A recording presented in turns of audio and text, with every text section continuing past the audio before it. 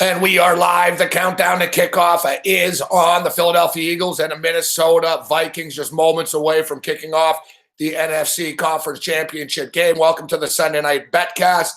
I am Gabe and Bob Bano will be stepping up and joining us for the ride here this evening. Now, let's get our plays out of the way. For the record, I'm on the Minnesota Vikings. Check. I think the Vikings win this football game. I'm on the Vikings on the money line. Check. We've got a teaser with the Minnesota Vikings, 7-point teaser. Vikings +4 and under 46. I've got the Minnesota Vikings to win the football game from 1 to 6 points at plus 280. I got the Minnesota Vikings and the Philadelphia Eagles to go over 4.5 field goals and a late play. We're going to play under 18.5. in the first half. Kind of ballsy, but hey, it is what it is. Let's bring in Babano and find out who he's on. What's up, Babano? What's up, buddy? My Betcast debut for Bo Bano. I'm looking forward to it. Should be a good game. We got a hard as fuck act to follow, Gabe. That NFC Championship game was a thriller, down to the wire. New England does what they've done so many times, come back and win. But we got time wasting. We got this game coming up. I'll get quickly to the bets that I'm on. I'm on the under full game, 39.5. We've got Philly +9, second leg of a teaser with New England, which has come through for us. Props, we're looking at under 13.5 points, the largest lead of the game. I think this is going to be a close, tough, hard-fought defensive game throughout. I'm on the long field goal over 46.5. I'm on over 3.5 field goals made for the game. I'm on the Stephon Diggs longest reception prop over 25.5 yards, I believe, his longest reception. I think he's one guy that's capable of a deep play day for this Minnesota Vikings offense. Those are the main props right there. A lot of field goal props, the under 13.5 points, and I'm on the under full game as well with you. So let's get it. I'm looking at the last second props here. Some of them they take down, some of them they leave up. All right, team touchdowns, total. Where's total fucking field goals? Team field goals. I don't want total. I don't want team field goals. Team field goals. Team to score. Yeah, you want overall field goals total, yeah. All right, total field goal score two-way. There we go. I'm going to play this again. Fuck. By the dawn's early light, once so proud we hail, still waiting. All right. Yeah, I like this field goal prop, man. You got to take a chance if you want to make money. Plus 280, plus over 3.5, also over and a half field goals, plus 110. I love that. And you plus money. I loved it. Jumped on that. Great value, I think.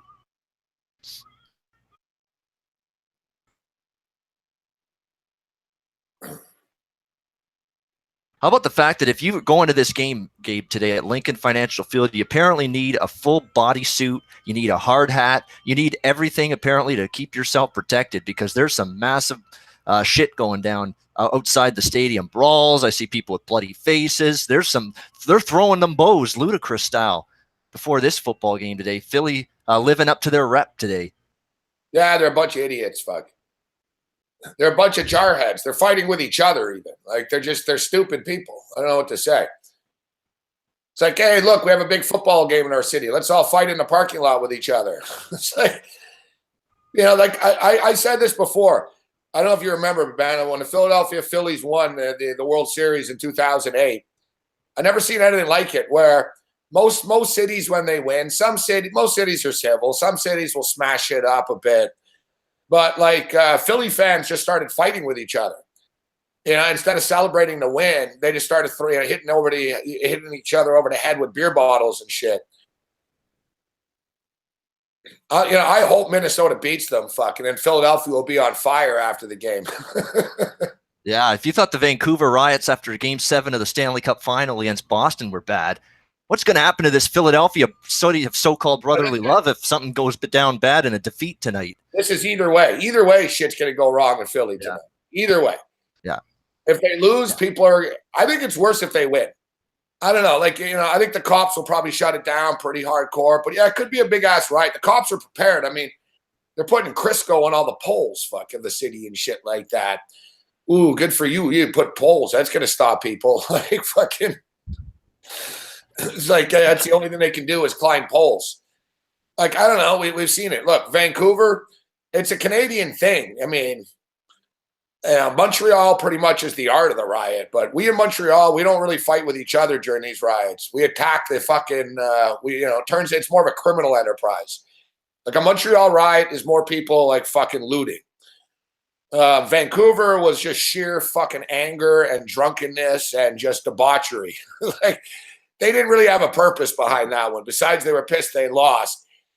Philadelphia is just, they're not very bright, fuck. So, they're like zombies, like the Walking Dead. Fuck. They're, human, human, throw shit, purple, Yeah, no offense to Big Man and Donnie, but for fuck's sakes, they must be the two smartest people in that fucking city. Like, to the point where you wonder if people in Philadelphia should be allowed to fucking vote.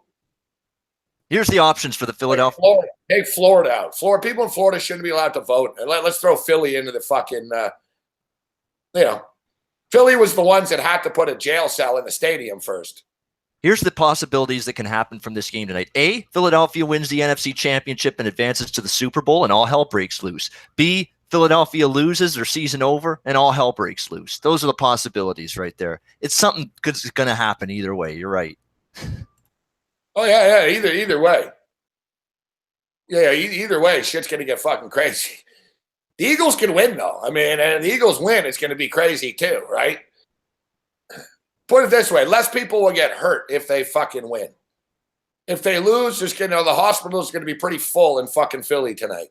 Yeah, it's going to be delirious violence if they win. It's going to be angry, nasty, hate-filled violence if they lose. So that's the difference between the two. It's going to be happy, crazy shit going down if they win. Not so happy if they don't. Like I said, they could win, though. I mean, this game's a fucking toss-up. It's not going to be easy. Not going to be easy for the Minnesota Vikings. You know what's crazy, though? Like, I really think the Minnesota Vikings have a better chance of winning the Super Bowl than the Eagles do. Like, the Eagles are going to be fucked, like, on a neutral field. At least the Vikings, it's in Minnesota. It just gives us that added, the home team means everything here, fuck. So, and I get it. It's not a pure home game for the Minnesota Vikings, but it kind of is as well. It is and it isn't. Don brought it up the other day. He said that Eagle season ticket holders got 18% of the Super Bowl tickets, like if they go. So I don't know about Minnesota. I would imagine it'd be a little bit higher, probably 25, 30, because if you're a season ticket holder and the Super Bowl goes to your city, you get a crack at the ticket. It's a lottery, and then Viking fans, it's in their city, so they don't have to travel and shit. So they're going to have extra money to pay for the ticket. All right, we're ready to kick off. We're on the Minnesota Vikings. Here we go. We're on the under in the first half. We're on fucking 1 million field goals. We need field goals, baby. Field goals. A pregame cheers and a good luck to everyone. Let's go. Kickoff. We're underway at the link. Babano, eh? You can't get through a fucking show without a beer, eh, Babano? That's what we've gotten to, huh? Yeah, exactly. This is a football game. All I'm missing is wings. Where's my wings? So where's my Shoeless Joe's wings that Cam ordered and left meat for me to take home? Where are they? A little early in the night here, Babano. Look at Babano. Babano's got. Yeah, we'll pace ourselves, of course, throughout this. No, it's all good. No, we're not going to show the game, Gumsky. Betcast. Yeah, it's a Betcast. Come on. The game's on fucking TV, like normal TV. You don't need cable. You don't need anything. It's just on TV. Stick an antenna on the roof, you can get it. All right, an early handoff up the middle. Murray for 6 yards to the 31-yard line. Cox in on the stop, and it'll be 2nd and 4. You're not going to do play-by-play on every play here, are you, Babano? No. First play, I wanted to do a little play-by-play. All right, you got that out of your system? You happy? I did.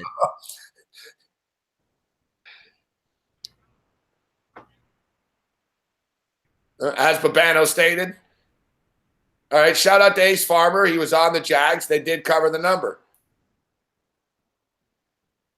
I saw a lot of people like Jag moneyline backers, though, have silenced. There were a few that were really crowing early, and I was saying, let's lay low a little bit here. So I know you're up 14-3, great start, dream start, and all that, but there's a lot of football left to be played. And I'll tell you what, right now, that delay of game penalty, That's where the momentum started to swing in that game. It was a first down in the New England territory. If not for that delay game penalty, that gets called. They have to punt. New England gets the touchdown before half. That's where really things started to change a little bit in that game. It's the little things. It's the play is the thing. Our point blank wizard, Dave Malinsky says it all the time. The play is the thing. That one play that can change the complexion of the game. That delay game penalty really did for Jacksonville. All right, so Minnesota picks up the first down here. Hands the football off. Tick, tick, tick. Clock keeps ticking. I expect this game to start off like this. No, listen, nobody wants to make a mistake, early. This is like a UFC heavyweight fight. You got to be careful early. You don't want to get caught. And, if you're the Vikings, you don't want to throw an interception here. You want to establish the run a little bit. You don't want to get too cautious. That was Jacksonville's problem. As the game went on, they needed to throw the ball a little bit more. At some point, if you're going to make the Super Bowl, you really got to fucking go for the jugular. 1st and 10 right now. Looks like they're going to throw for the first time, and they are. They dump it off. Swing pass. Yep, nice swing pass. Good call. Philadelphia struggled all year long, Babano, actually, with running backs out of the backfield. Yep. Running backs out of the backfield. And Pat Shurmur's no fool. I mean, he's a good offensive coordinator. He's going to catch on to some of these weaknesses, and right now they're going to go for these little short passes to the running back. They're getting the running backs involved. Running backs been involved early and often for Minnesota on these first few plays. That's a designed scheme, I think, for the Vikings. We're about 2.5 minutes in. 1st and 10 on the 45-yard line for the Minnesota Vikings. Conservative, but it's efficient so far. They hand the football off again. The pile pushes it forward for 4. I've said this before. That was fine. That was a natural pile, and it fell, and it evolved on its own, and it fell. Yeah. I fucking hate this now, man, in football. I never did this before. It's like rugby now, guys. You see, like, the running back's up, and then the O-line comes, and they fucking push them forward. It's fucking garbage, man. Because if the defense, it's the second the guy gets stalled, they blow the whistle. Yeah. Like, the defense isn't allowed to push the pile back. I agree with that. To push the pile forward, it's garbage. Case Keenum completes his second pass. Feeling. I got a feeling it's going to be a first down, and it is. That back looks fine to me. How about all this talk about all these injuries? Did Brady's hand look bad? Did Leonard Fournette look like he couldn't run today? Does Adam Thielen look like he's worse for the wear? Don't overreact to injuries. That's my point. I said that earlier today on the show I did earlier, the pregame thing.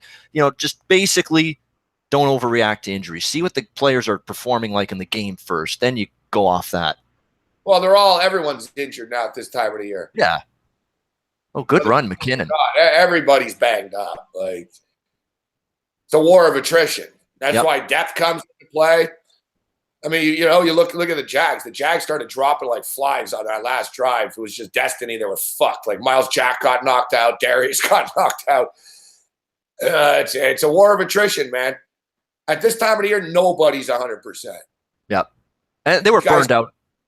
These guys have played now, 21 games and shit, 20 games in the preseason, and going back to the practices in July and the two-a-days and shit. It's a lot of football for these guys.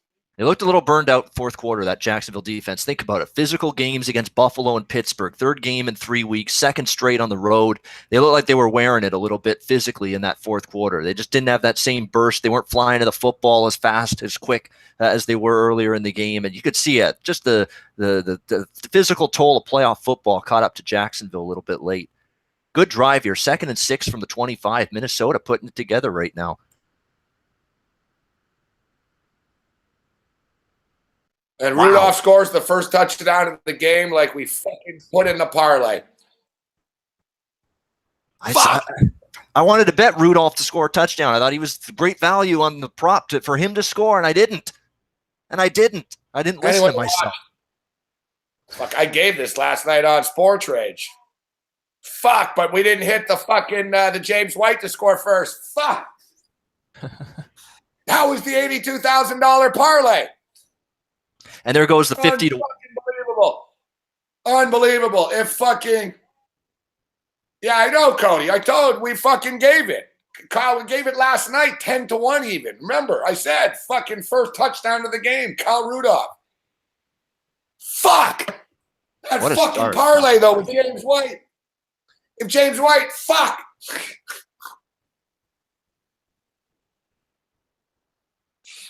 Wow. Great throw. Just that little let Rudolph get under the football. That's the perfect kind of touch pass that Keenum threw there. And sometimes Bortles was up and down with at times today, although Bortles played a good game, but that's the kind of touch you need on a throw like that. Let him get under it. Nice pass by Keenum. What up, pick machine? Unfucking believable. Fuck.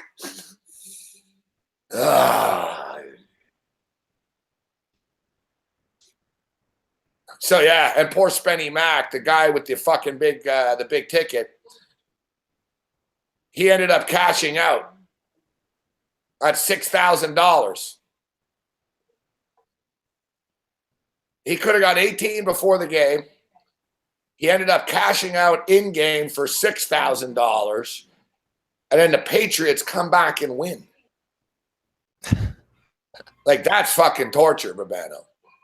Now, listen, you can't. It's like I just told him. I tweeted him. I said, I didn't want to bother him. He was tweeting me a lot during the game. I didn't want to bother him, though. It's like, not gallery when you got that much money on the line. I got to be honest with you. I wouldn't have aborted. I never thought the Patriots were kind of really out of it, but I understand why he did. So they offered him like $6,000. He aborted with like 9 minutes left in the game for $6,000. And then, like, I swear to God, right after he did it, man, the fucking Patriots scored. And I tweeted him and I said, bro, this is going to be torture for you. And then it happened. And then, he's taking it in stride, man. He's taking it better than I would. Like, he tweeted right after the game and he said, I wish I didn't have power and, like, I didn't have the ability to cash that out. But, listen, he bet $30. He won $6,000. How are you going to say that's bad? You know what I mean? Yeah. I was going to say, you're still big profit. That if he would have done nothing, the cash out option would have been about $30,000. Like, he did fuck himself for about $25,000 today. Like, there's no ifs, ands, or buts about it. But hey, I've been in his shoes, man. We didn't hedge in the super contest on that last game, and it ended up costing us fucking $55,000. So I know what he's feeling. Like, it happens. Well, that's the thing. Mr. Smartass can sit back in his lazy boy and say, hey, if I wouldn't have done that, it's Tom Brady at home in a playoff game where we've seen New England come back before and win games when down big in the playoffs. But it's easy to say that, and it's easier. Then it's not as easy to basically pull the trigger and make a split-second decision that, I'm a little worried now with the way this is going for New England. Maybe I got to put something here on Jacksonville, lock in some kind of profit. It's not as easy as you think. I mean, you might think you got all the answers, but that's not the case all the time. I like what? You're a smart man, Dale. You can do that. Hey, you told them, remove the cash out. I don't want to see that shit. When I first saw the cash out, I was like, man, it's pretty cool. That cash out will terrorize you. Like, it really will. I haven't fucked myself like as much as he did, but it happened to me once, guys. It was a Carolina Panther game, and I panicked. I was doing bad on a Sunday NFL, and I lost like 2 games in a row at like 4-13. Like, the 1 o'clock games was like bang, loss, bang, loss. And Carolina was slipping, and I was like, oh, fuck. And I had $1,000 on the game, and they were offering me like $1,300 back instead of the $1,800 back. I fucking clicked it. No, they were offering me like $957 back. I took the money back, and lo and behold, like 2 seconds later, Carolina picked it off, and if I didn't click out, long story short, I essentially fucked myself for $1,000. I cashed out, and literally on the next play, they fucking scored. I was like, oh, fuck me. I just cashed out. I just fucked myself for $1,000 on a cash out. There's been a few times it worked for me. Like not much. I remember last football season, I won $300 because of the cash out. I abandoned ship once. Garner put a bet in, and I aborted it and won. But that cash out will terrorize you, man. Now, Nick Foles goes deep. He's got him, but he dropped it. Oh, man, he had it. The good fucking thing he dropped it, Babano. This game's going to turn into a track meet fight. I know, 38-35. Here we come. Just like we all thought. Brett Patterson, how many of you guys in the chat have been fucked by that cash out? I'm glad I only have one book that has a cash out option. That's William Hill. That's the only one I use regularly that has it. Oh, yeah. Will Hill has the cash out option. I didn't know that. The cash out, guys, you think it's cool, but it terrorizes you. And you end up staring at it all game thinking, fuck.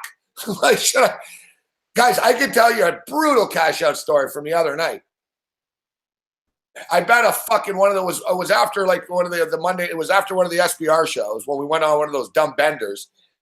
And I bet a fucking Australian soccer game at like 4 a.m. and I'm doing my dishes. And I got gloves on, so I got water and shit. And I had no goal in the first 40 minutes, all right? I go over to, like, I'm doing the dishes. I come over to the computer and I look, and they're at the, like, 39 minute. There's 1 minute left. And I'm like, man, I should just cash out in case they score the next minute. Except my gloves were all wet. So I was like trying to take the glove off, and they fucking scored with like 10 seconds left. 39-10, 39-50. He's out of bounds. I have no idea how you do not have better sense than to get 2 feet down and not get 2 feet down in that spot if you're Burton. There's plenty of room. There's not a soul around you. It's not like you have to land in a particular area to shield off the cornerback or something. You've got to get your feet down there. Cost you a first down and a big gain into Minnesota territory. That's not good enough. Got to be smarter. All right, but it's going to be tough for you, but give me a second. You got to talk here. Ben will get like half a sentence out, and I'll be back. Looks like we're going to have kick-catch interference penalty here on the Eagles. What is this, wrestling here? Do they think the body slam there is legal on a punt return? Yeah, there you go. And he signaled fair catch, too. Marcus Sherrill's there. Run right into, so that'll tack on 15. The Eagles, that was their fans fight. Well, it looked like it on that play. And then before that, with Burton, there's nobody around you. You've got plenty of green space there to get your 2 feet down and get that first down. Ensure that you're in bounds. And bad play. Dale asking me, is Winnipeg a good play later? I think they're going to score goals in that game. Probably puck line if you want to play the Jets. Vancouver's in a tough. Vancouver's getting Bo Horvat back tonight, though, from injury. That's huge for them. Obviously, one of their top 4 scorers on that team. I like the over 5.5 in that game. That's actually my bet on that Jets Canucks game tonight. So there you go. And both games went over the total with Canucks versus Jets earlier this season too. So I like the over there. Vancouver played last night too.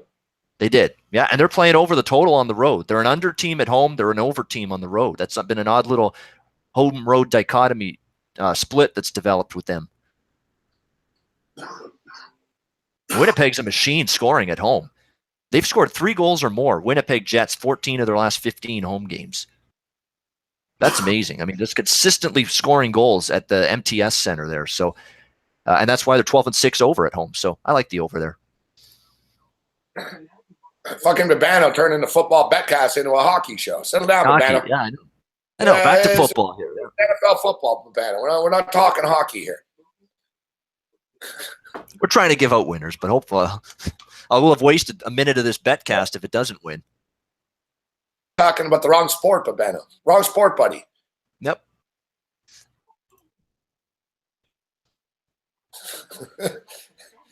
Yeah, they're all asking me hockey questions now. We got to get the chat refocused on football now too. One guy asked you a hockey question. Cody's saying under in San Jose, which I do like, but settle down, Cody. Don't encourage him. That's a good one.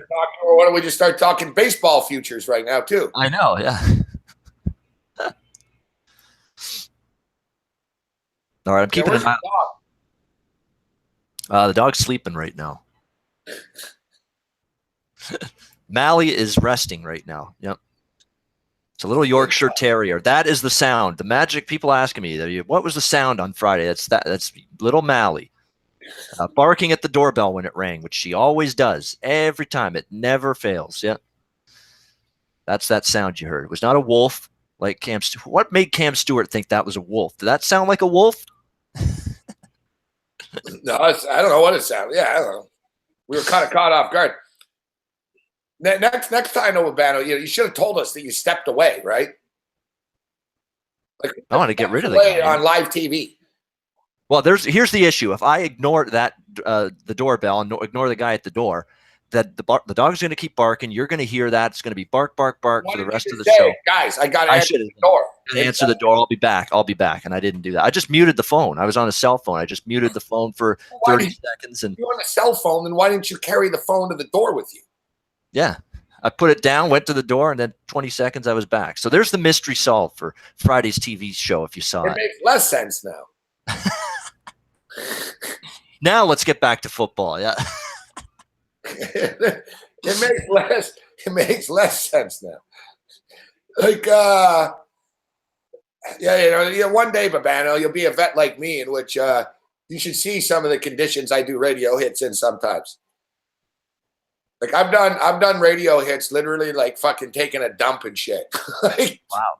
Like, and like mid stuff, like I did a radio hit the other day, man. I started out in my back courtyard. I risked it I was like, all right, listen, I'm going to go in the hallway. I'm going to try to elevator this thing. Like I've gone in and out of places. Like you fucking name it. Well, remind me then to take the laptop with me here into the toilet when I go for the bathroom later tonight. We'll relive some of those Gabe moments from the past. Yeah, let's see your place. Give us a tour of the place. Somebody asked if your father owns SBR. Is that true? He'll never in a million years be that rich. Case Keenum. Again. Now, what a shock.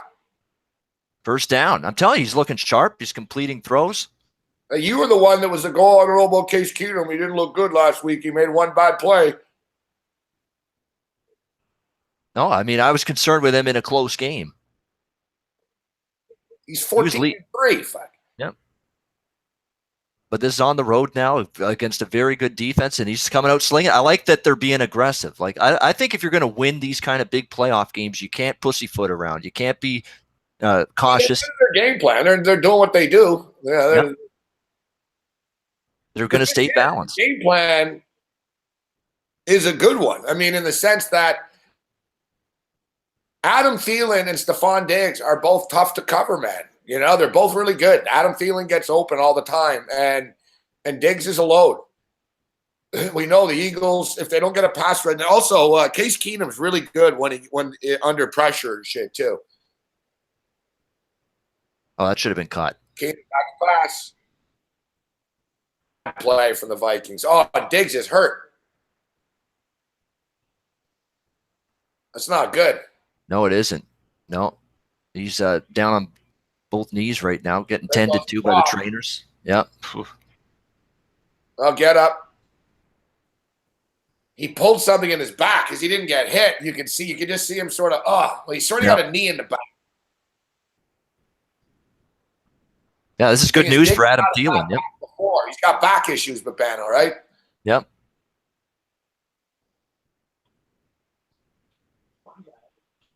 War of attrition, like I was saying. All right, let's get an in-game total here. Fucking no field goals, Babano. I'm not liking this.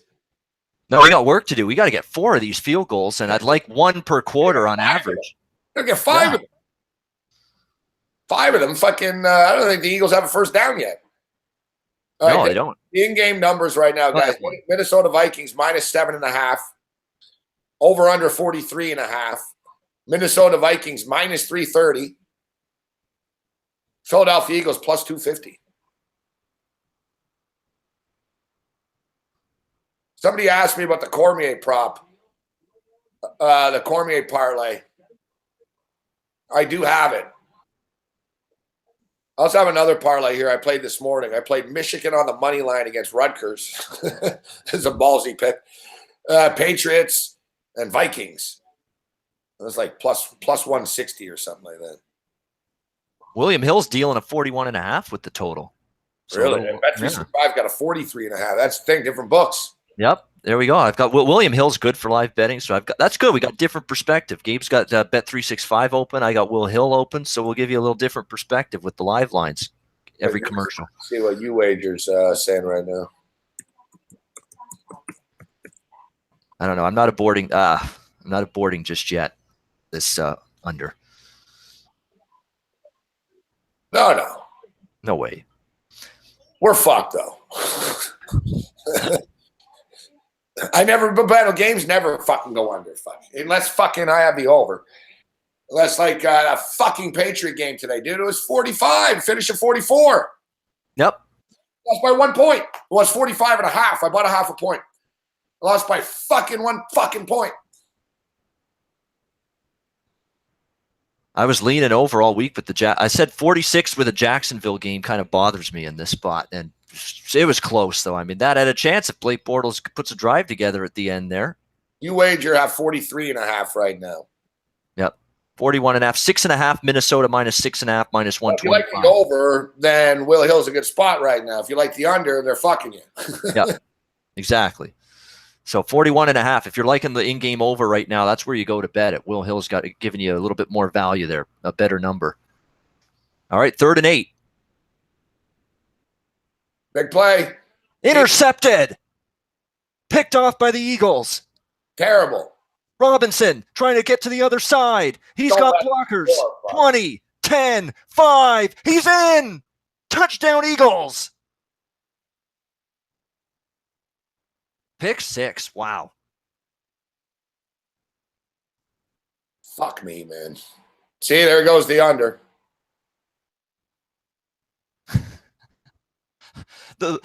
Barely 60 seconds after I say I'm not aborting this under yet, that happens? Holy mackerel. Gonna be one of these games, huh? Crazy. I think he got hit as he threw the ball. I think his arm got whacked just a little bit. Yes. Just basically nicked his arm as he let that pass go. And that is why it just fell like a... yeah, when the guy that big is long, man, you feel it. You know what I mean? He swatted at him and threw it off. Keenum did that last week, too, against the Saints. So that was one to pick. He sort of got hit. He kind of lobs it up a bit. That's a nice play by Long. And just like that, the total's fucked, man. I don't know why I ever bet on any motherfucking unders, man. I don't know why.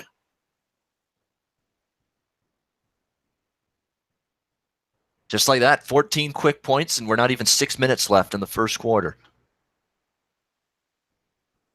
Yeah. This game's going to be 35-35. Fuck.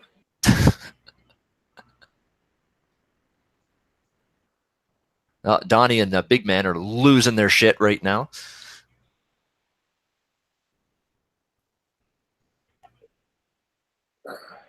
And game number now 50 and a half.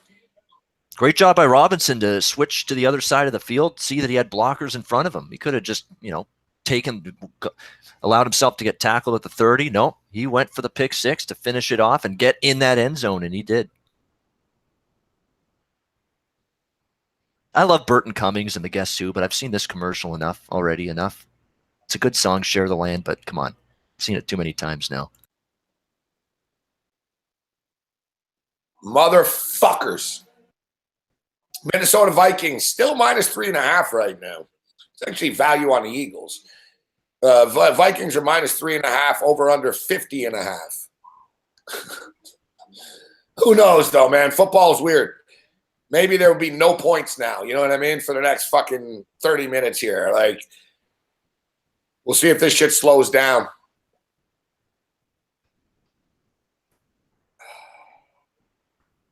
Pro Reckless, you've just been removed for your reckless behavior. Adios, pal.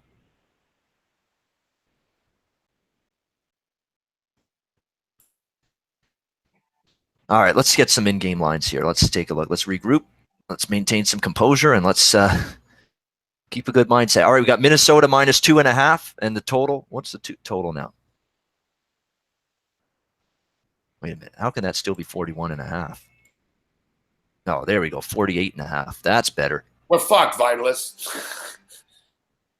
we're fucked. This game's going over. Unders never hit. Fuck. I swear to God. When do I ever win an under? People ask me, who runs you? Why do you always take overs? This is fucking why, man. Yep. Fucking bullshit. I'm in the same boat as you. 90% of my totals plays and client stuff and all that is overs. Because A, I don't like betting them, and B, I rarely get any sort of luck whatsoever betting unders. I'm bad karma to unders. I am. Watch, I love this. Bad karma to more than just unders, but bad. Quite possibly, yes. Yeah. Babano says he's bad karma. I don't know. Yeah, hashtag Babano's fault. No, not the good reckless. The good reckless, WRECKLESS, he's fine. He's a good guy. I'm talking about pro reckless that was in the chat. It was his chat name. Racist BS, no good. Once I see that, adios. No, reckless is good. Reckless with a W is good. He's a good chat. Kyle Hamler. Yeah, it's going to be 42-41. You're right. What up? 76. Here it comes. 38-35. It's coming. I got this shit teased, so I'm at 46. So we're not really totally far off here. But about the pick. It's just that they could have stopped them. They could have fucking held to a fucking field goal. We need field goals. Fuck. This fucking bullshit, man.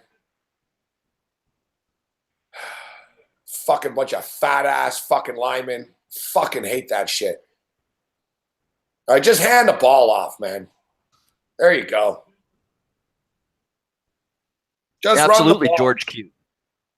I like that teaser all week. You got 4 or 5 yards on first down. Running the ball is working. Just run the fucking ball. Don't throw it right now. Like, put yourself, look, it's 2nd and 6, run the ball again.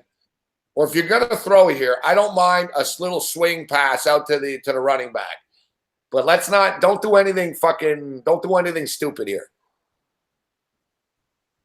Yeah, get your feet back underneath you. They're going to throw the ball now. You can tell. Fuck. See? 3rd and 6. That was good coverage on Rudolph. That was not going anywhere, even if he does make that catch. Defender right on his backside. I'm fucking sitting here knowing, oh, fuck, they're going to throw the ball. The fucking Eagles know and Jim Schwartz knows. Fuck, man, that was a stupid play call. Now you put yourself in a must-passing situation, you fucking idiots. You run the ball on 2nd down, it's fucking 3rd and fucking 2 after. You have options. Now, Keenum, does he have the poise and composure? You're just coming off a pick 6. Can you make a play? Just dump it off to McKinnon, fuck. Right, offside. Good tackle. And here comes a 3 and out. I thought there was a flag. Fuck. Yeah, where's Joe Buck? He's the king of saying no flags all the time. Where was it on that one when we needed it? God, I'm hallucinating. I could have sworn I saw a flag. Like Joe Buck on a big touchdown, 90% of them will say, no flags. Just wants to make sure of that. Horrible fucking, like, serious, bad sequence by the Vikings. If you run the ball 3 times in a row, you're still, like, right now, you're still in the process. You're wearing out the other team, or you're wearing out the Eagles a bit. You don't want to be putting Keenum in fucking 3rd and 6 situations, man. Like, it's just stupid, especially this early in the game. Fair catch at the 25. So Philly with the ball. That's all right, though. Now that Eagle is pretty cool. They got now we got to stop here, and then the total slows down a bit. Yep. All right, let's refresh. What do we got here? Joe Buck's their number 1 guy, Gogster. He's not going anywhere, Joe Buck. Joe Buck is your main Fox baseball, football, golf announcer for the next 25, 30 years. Guaranteed. Total's 49.5 now. It's still he's got that gig till he doesn't want it anymore, period. That's all. Yep. It hasn't it hasn't moved. It's 49.5. We need to stop here. Get out of this, The first half under 18.5 is dead. Okay, right now, Minnesota minus 2.5, total 47.5. Current live line at William Hill. What do we got at Bet365 right now? I just said it, Babano. All right. Thank you. You listen to anything I say, or like you in like dreamland when you don't talk? Fucking Babano, huh? Yep. Like All right, Babano's repeated like the exact thing I've said like 5 times after I've said it already tonight, and we're halfway through the first quarter.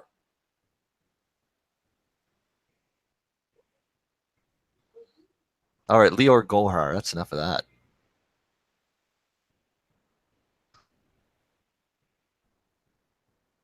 Yeah, we told the story earlier. He cashed out for $6,000, George. Oh, I can't see Babano. There you go. I'm here.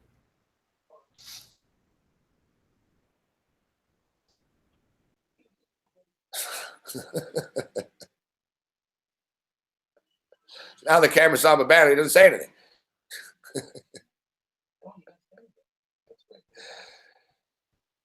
All right.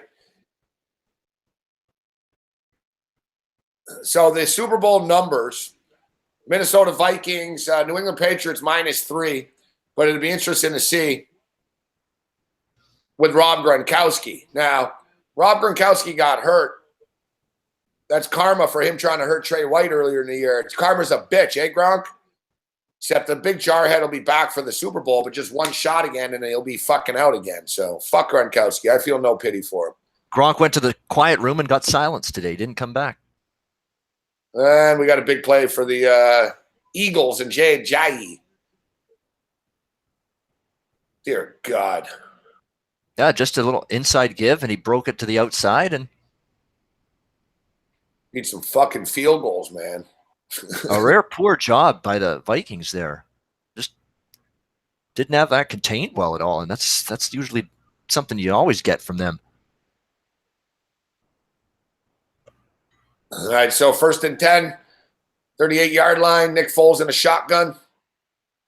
Hands it off to Ajayi again. Ajayi glides and slides his way for 5.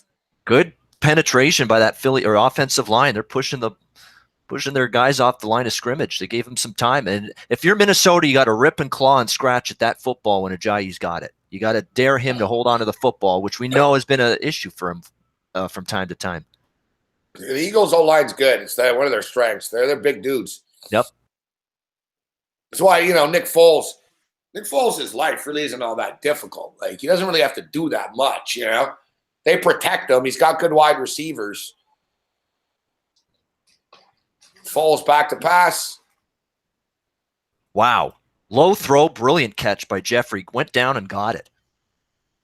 Not the greatest throw at all from Foles. That was just a better catch. Here comes the fucking track meet. Come on, Minnesota. You got to come up with a stop. They're already, maybe we can hit the long field goal here, though. I'll take that. Well, any field goal would be nice at this point. A long one in particular would be even better. Settle down, Bradford. Bradford's walking around, fucking looking at people. You're not going in, Bradford. Just chill the fuck out, right? This is Keenum's game. There's no way he's going in unless Keenum gets it. There we go. Reverse Aguilar amounts to nothing. Good job. Harrison Smith had that one scoped out, came up from the secondary, made that a play that went nowhere.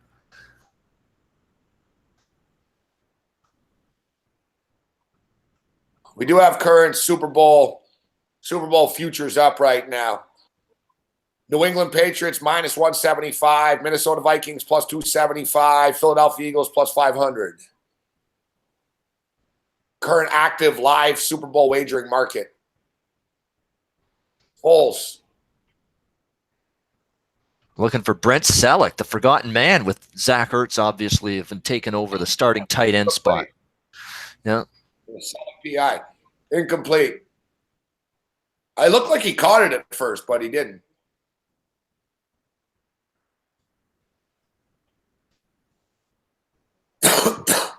All right, total 46.5. So it did just jump down by 1 point. The live total, 46.5 now.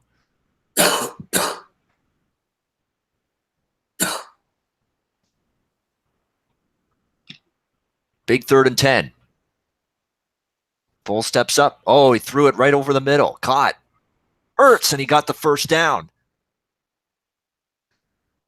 Great awareness. Saw where the first down marker was, got to it, and the drive continues.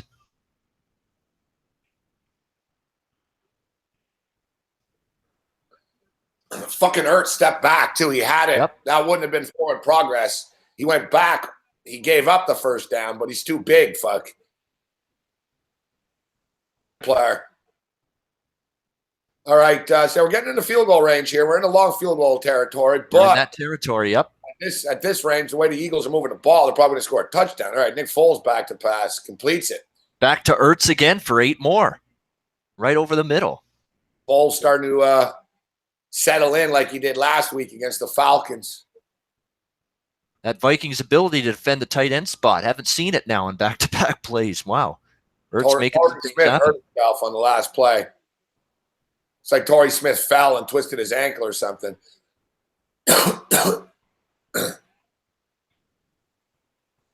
Second and 2. Blunt. Short. Well, you got it. They're going to give him a good spot and a first, I think, here. Yep. They're moving the chains. Yep. As soon as they do that wave, they're giving it the first down.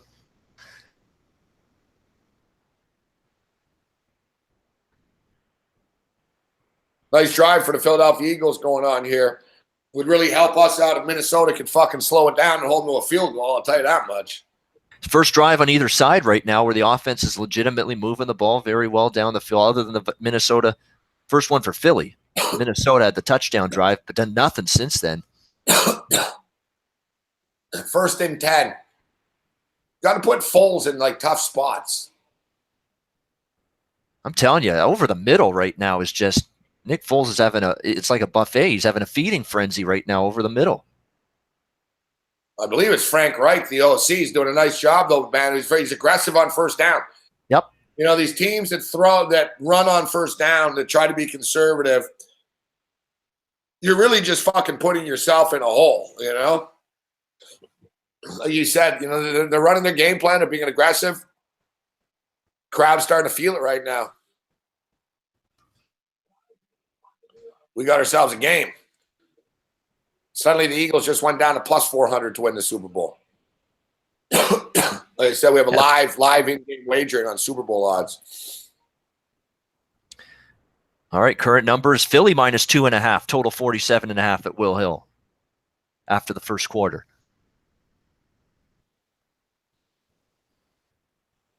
Yeah, we're seeing 50.5. 50.5, Philadelphia minus 2.5. I will make note that I will be jumping on any Minnesota plus price money line that I can get moving forward. If Philly gets a touchdown here or takes the lead, I'll be looking at Minnesota plus money line. I've already got the plus 9 on a teaser in my pocket on the Eagles, so I'll be looking for that actively if I get a good plus money line price on the Vikings.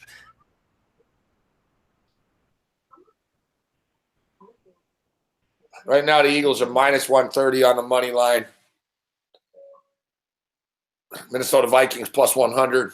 Over under 50.5.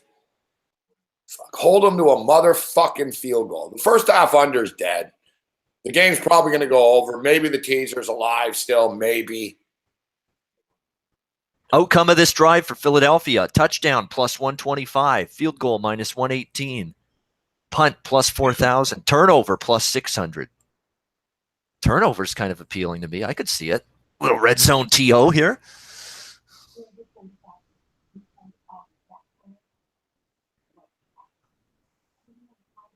That was a fast first quarter of play, considering there was 2 touchdowns.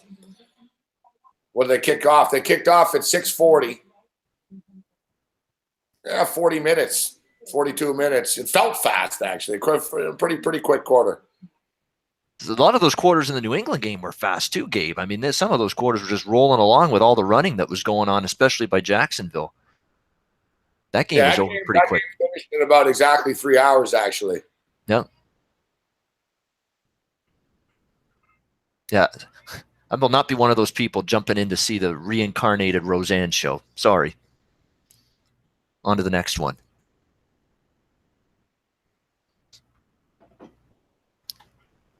All right, let's get some fucking defense here and a field goal. We need a field goal. I want a turnover. I just did a little, small shot, plus 600. This drive ends in a turnover. I can live with that. Yep. Plus 600. I'm going to roll the dice. It's a Betcast. Let's take some shots. Let's take some punches here. Actually, anything except a motherfucking. I can live with anything except a touchdown. I mean, I like to see turnover, field goal, 2nd and 2. You know they're going to run the ball here.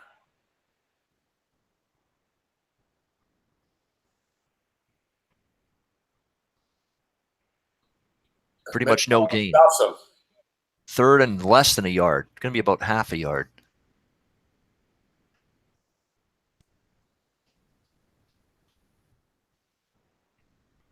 Now this is tricky. Like I can tell, you can tell they're going to. You can tell by their sets.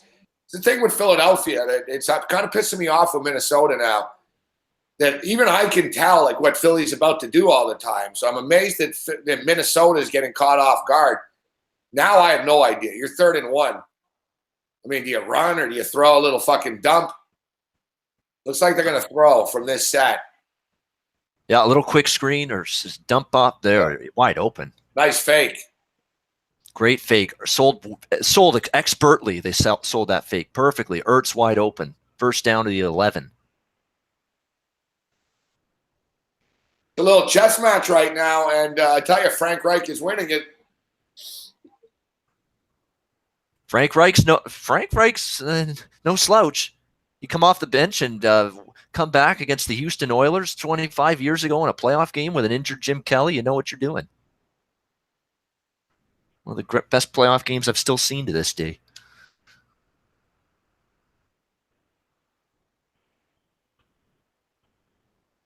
Wow. Blunt into the end zone. Just running right through Minnesota here. Touchdown Eagles. Wow. Oh, there goes plus 600 down the drain. Oh, well.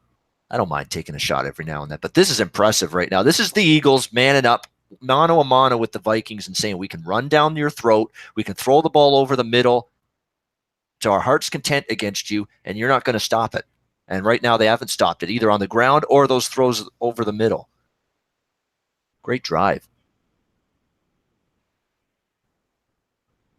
Yeah, Minnesota just got out physical on that drive. And how often do you see that from a Viking team? Hardly ever. They did that last week successfully in the 4th quarter against the Atlanta Falcons and just did the exact same thing. Nothing fancy that whole drive. They just fucking ran it right up the fucking middle, man. Just Blunt ran over Andrew Sendejo on the way to the end zone on that drive. And he's a guy that was questionable coming into this game. The total's dead. Fuck. In-game number now 52.5. Now the Eagles are favored by 3.5. Dear God. Fucking total fucking field goals. What is it now? 50.5 the total for the game, and Philly minus 3.5 right now. I know, but once again, I just said it, Babano.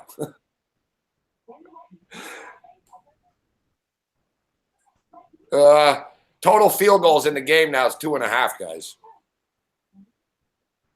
I'm starting to even wonder if we're going to get 3 field goals at this rate. Pick sixes and touchdowns.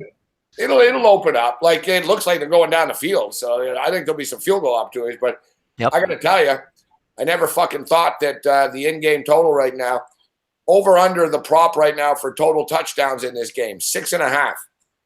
You would have told me before the game started, I'll give you a prop, fucking even money. Over under 6.5 touchdowns scored in this game. I would have jumped on that fucking under. Well, I know Football Observer Chris Lomas, myself, Cam Stewart, we all just got a little interested with a small flyer on that no touchdown prop in this game at 50-1. Well, that died in a hurry. That was dead before the kickoff. Oh, well. Another stab in the dark that just ended up stabbing me in the heart. That didn't work out. No, did not. A lot of things don't work out in my life, Gabe, though, so that's okay. Don't you? I'm full of disappointment, man. I've come to that conclusion. I don't know, man. These fucking NFL games in the playoffs, who fucking knows, man? It's like we all joke, oh, expect the opposite. Well, it happens all the time. You know what I mean? I didn't speak to a single soul that told me they were betting Vikings Eagles over this week. Not a one. Not a single person. Not a single solitary person that I ever heard or spoke to or saw on TV, whatever the case may be, made a case for the over.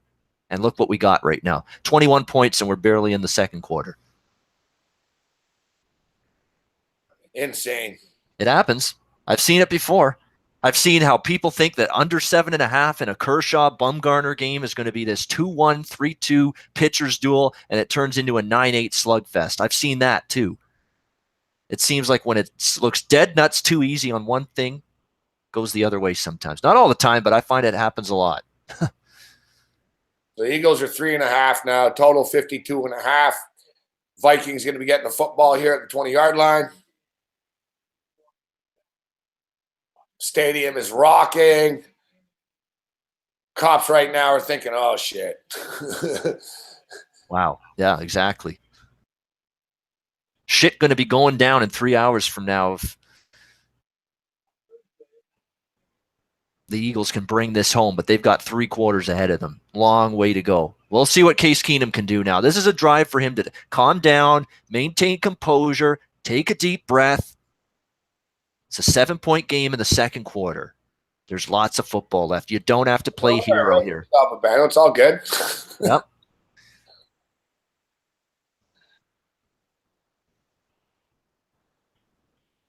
They run the ball up the middle.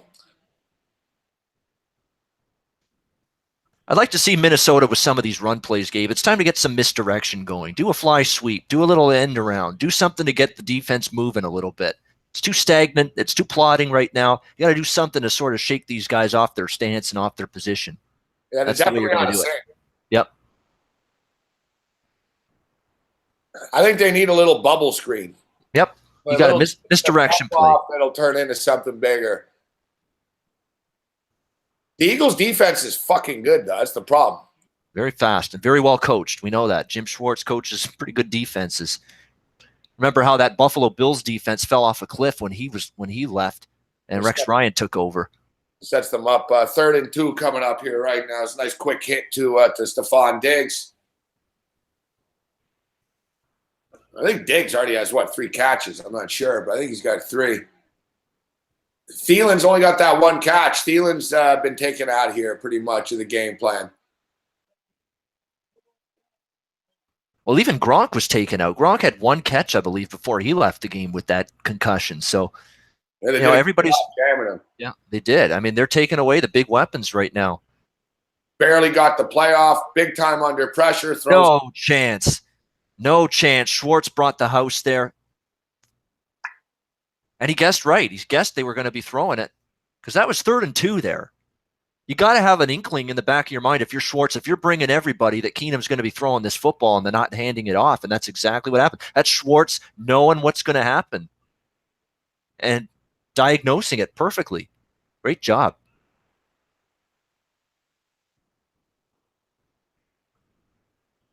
The Eagles offensive line, or Eagles offensive line and defensive line, they're winning the game in the trenches.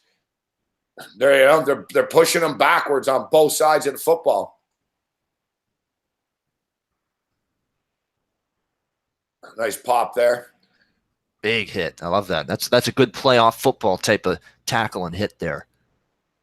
Take no prisoners attitude. That's what Minnesota needs. They got to get this one they got to get a little more nastier now. Get down and dirty, a street fight mentality now. Because you're right, you're getting bullied a little bit here in this first half.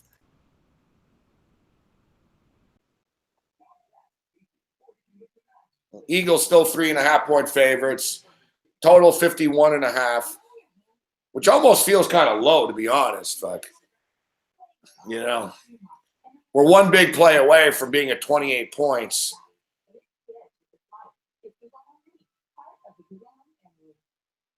If Philadelphia is able to just fucking punish them here and run the ball down their throat again, we got a real problem on our hands.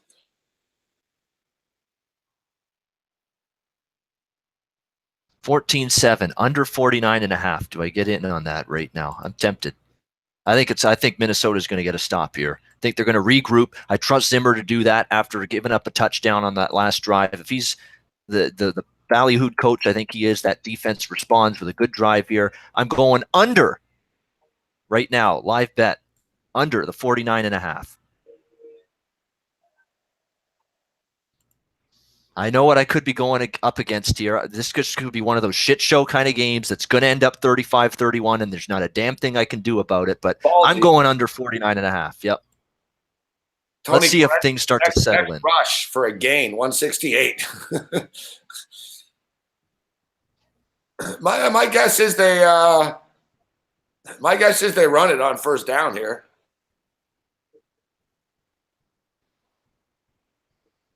All right, we're in under 49.5. Excellent.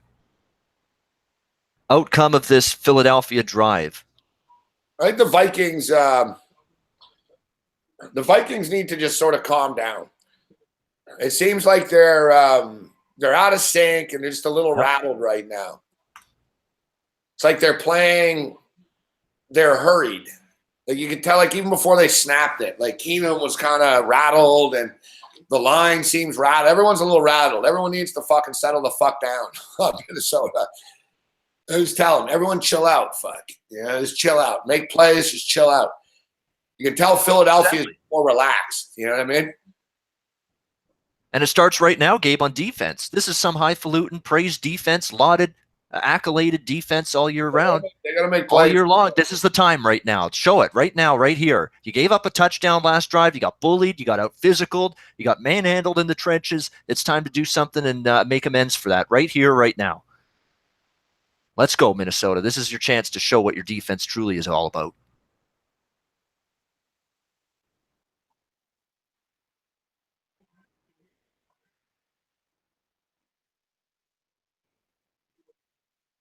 That's better. Fly to the football.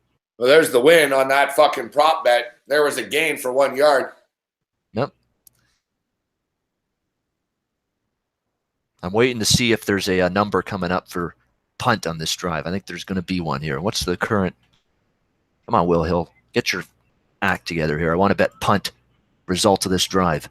2nd and 8 right now. 14-7, 11 minutes remaining. Not a critical drive, obviously, but Philadelphia is in control right now. This is a UFC fight. They're up fucking 2-1. Incomplete. So one thing with Nick Foles, he's very streaky. And, me and Big Man talked about this earlier in the week. And you remember last week against Atlanta, he was really, really off at first. Like, really off. Like overthrowing, underthrowing, not seeing people. And then he just got right into the fucking zone and ding, ding, ding, ding. He completed like 13 or 14 in a row. Like you see right there, like he has the capability of like bad footwork, like bad angles. He'll do stupid shit, but if he's comfortable and confident, he'll get into a zone. Minnesota's got to fucking make his life uncomfortable here somehow. Throw off his rhythm. Get it 3 and out. Make him uncomfortable. Zach Ertz again.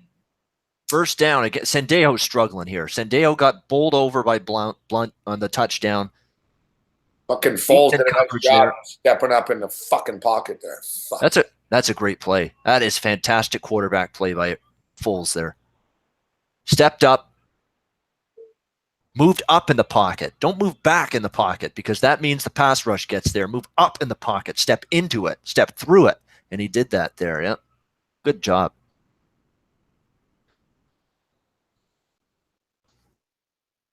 Let's get a long field goal here if we get it. Here we go. That elusive first field goal attempt. We're waiting on it here. Waiting anxiously, I might add.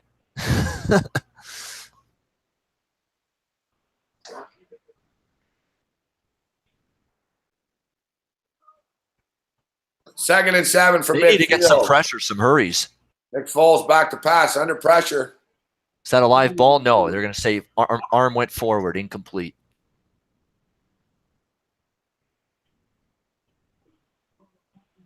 Third and 7.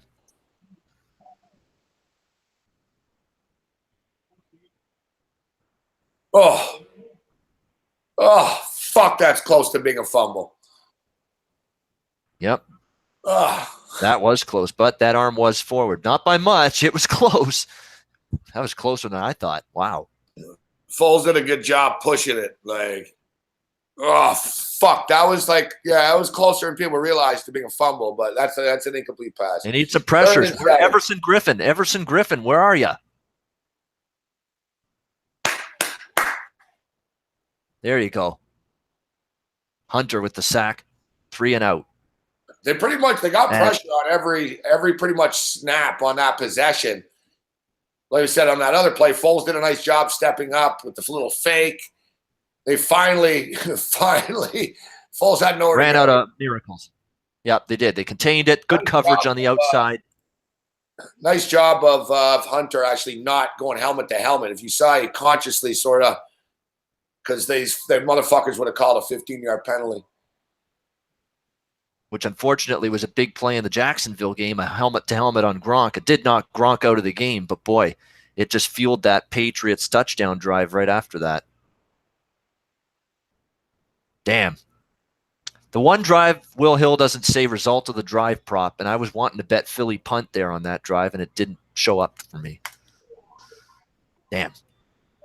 Well, that's good.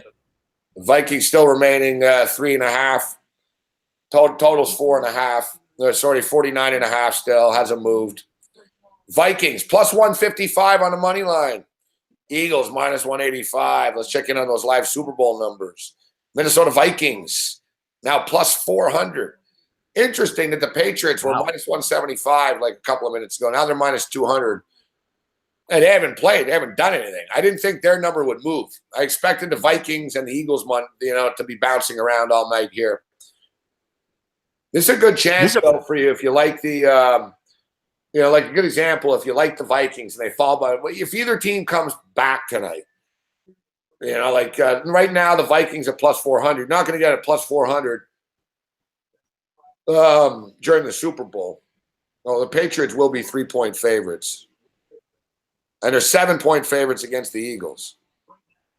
And we're seeing right now tonight, Gabe, you're on Bet365. I'm on Will Hill. It's good to have multiple books and multiple options for live betting. Look, it's 49.5. You said the total where you were at Bet365, 48.5 at Will Hill. So, it's a 1-point difference. It's different numbers at different books. So there you go. That's why, again, we say it often, sportsbookreview.com. Go there. Use their sportsbook rating guide. Get the options. Get the multiple books. Help you out. It's going to make you better and winning better, a better in the long term. There we go. That's my only PSA of the show right there. What's going on? Tighten up.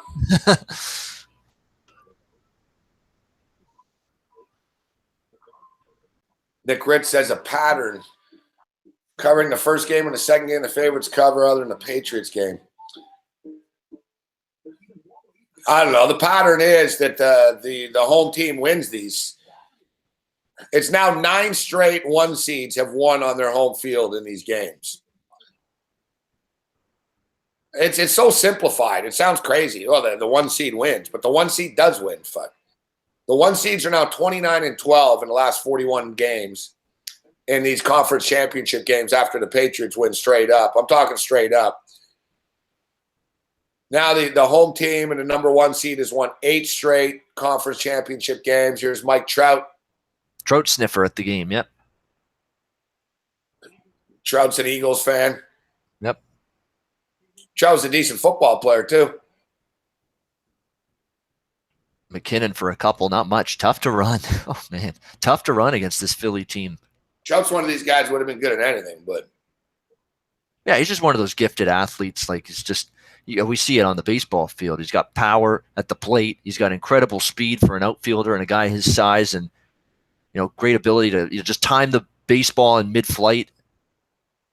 He's made some incredible. It's just he could probably excel at a bunch of different sports with his profile. 2nd and 8 right now. Keenum back to pass. Oh, wide open. There's Stephon Diggs. Jalen Mills Jalen Mills was about 10 yards away from Diggs on that play. I've been saying it all week. It's a bad matchup.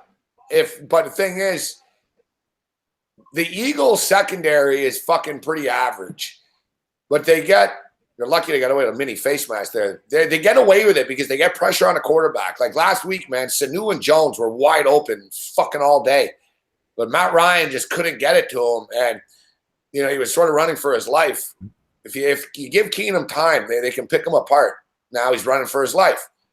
Throw it out. That's it. That's the thing he didn't do last week against New Orleans. He threw that ball up and it stayed in play, in the field of play, and it got picked off. At least get that ball out of bounds. That's what you got to look at. That's what you got to make sure you do. He did that there.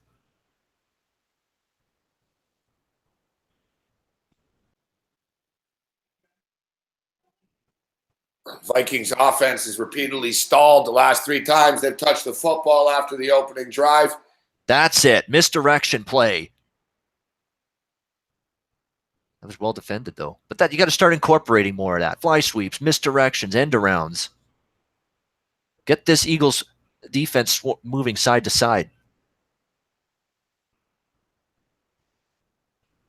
You got to loosen them up off the line because you're having a hard time blocking them at the point of attack. You got to do that with play calls like that. Good. That's a better job by Shermer there. Need more of that.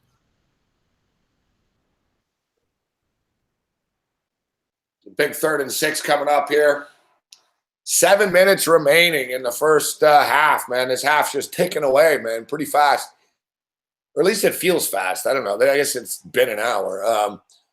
Keenum back to pass, 3rd and 6. Wide open. Jalen Mills is just getting crushed by fucking Diggs.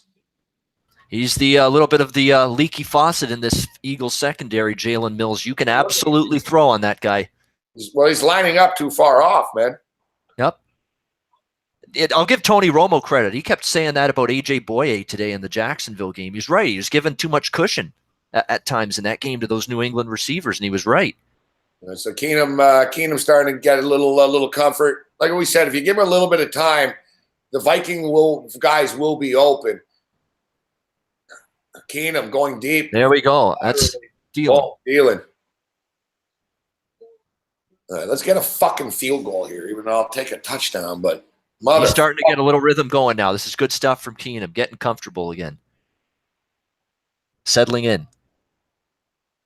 Our field goals are fading away fast here, prediction guy.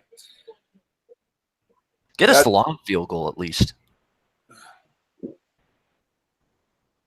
There might still be 3 field goals, maybe,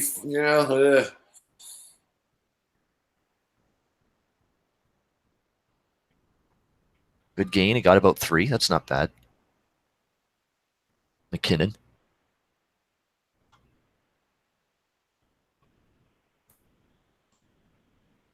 Five and a half minutes remaining now in the first half.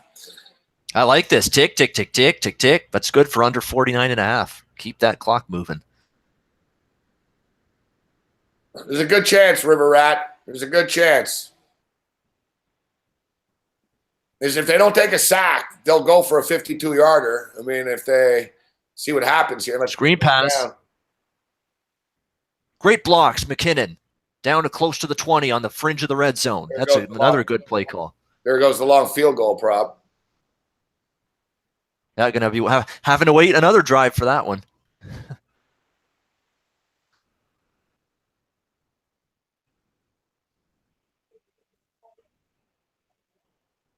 Minnesota moving. 21-yard line. Only a yard that time. 2nd and 9.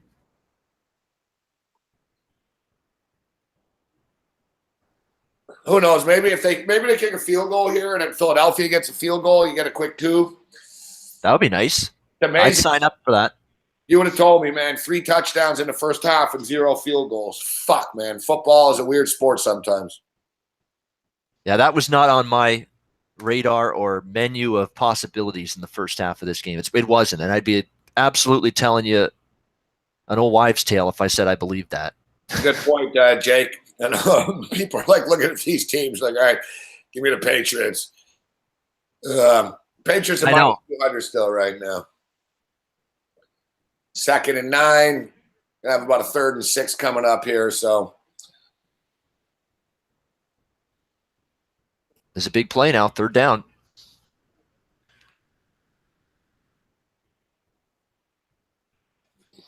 The in-game total sliding down to 47.5 now. Case Keenum 5 of 6 on this drive, 59 yards.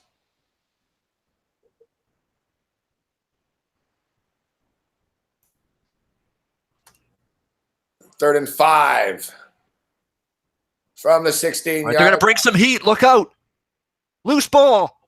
It's out. And I think it's going to be a recovery Eagles here. Fuck me.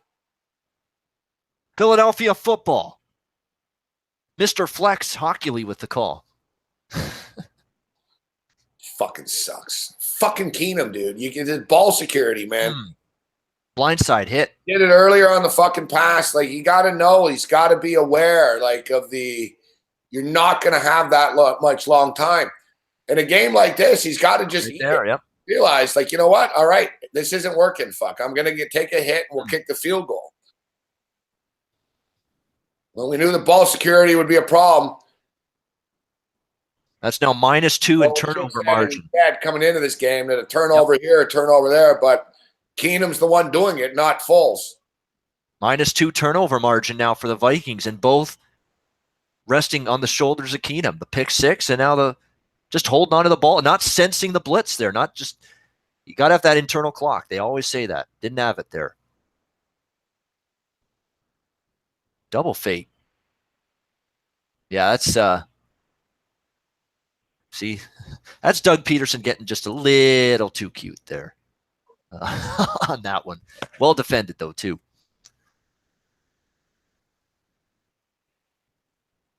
That's one of those artsy-fartsy kind of play calls. I don't know if that's a playoff football kind of play call right there, but fucking Keenum, well defended. You just got to have a better sense of how much time he's got than that. You can't just hold it that long. Turnovers are going to be the difference in a game like this. Two good defenses, and now Minnesota's -2, the worst of it, turnover-wise. They got to force one now.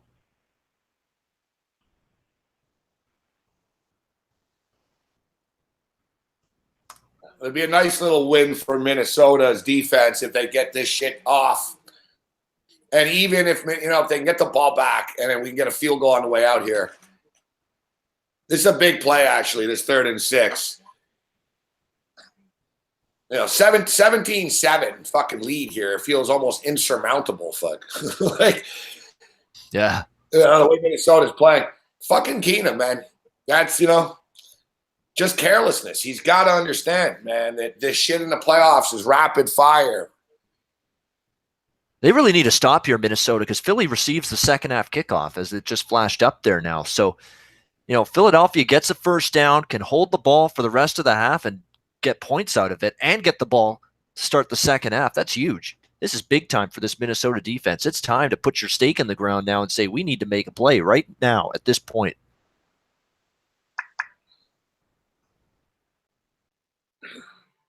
Babano's under the impression tonight we get paid by the word. You think we get paid by the word, Babano? I know, 1,000-word minimum. I got to get him out. Holy fuck, Babano, man. I'm still waiting for a good Minnesota price on this money. You were an ESPN, like imagine you doing a Rose Bowl and shit. Guy scores a touchdown. You just start telling a story about what he should have done. Yeah, it's like, all right, Ian, all right, we get it. Yeah. Pipe down now. So you got to let the game breathe, Babano. Yeah. All right, plus 163. I'm not touching that yet. It's not good. I want something close to 200 or something on this Minnesota money line.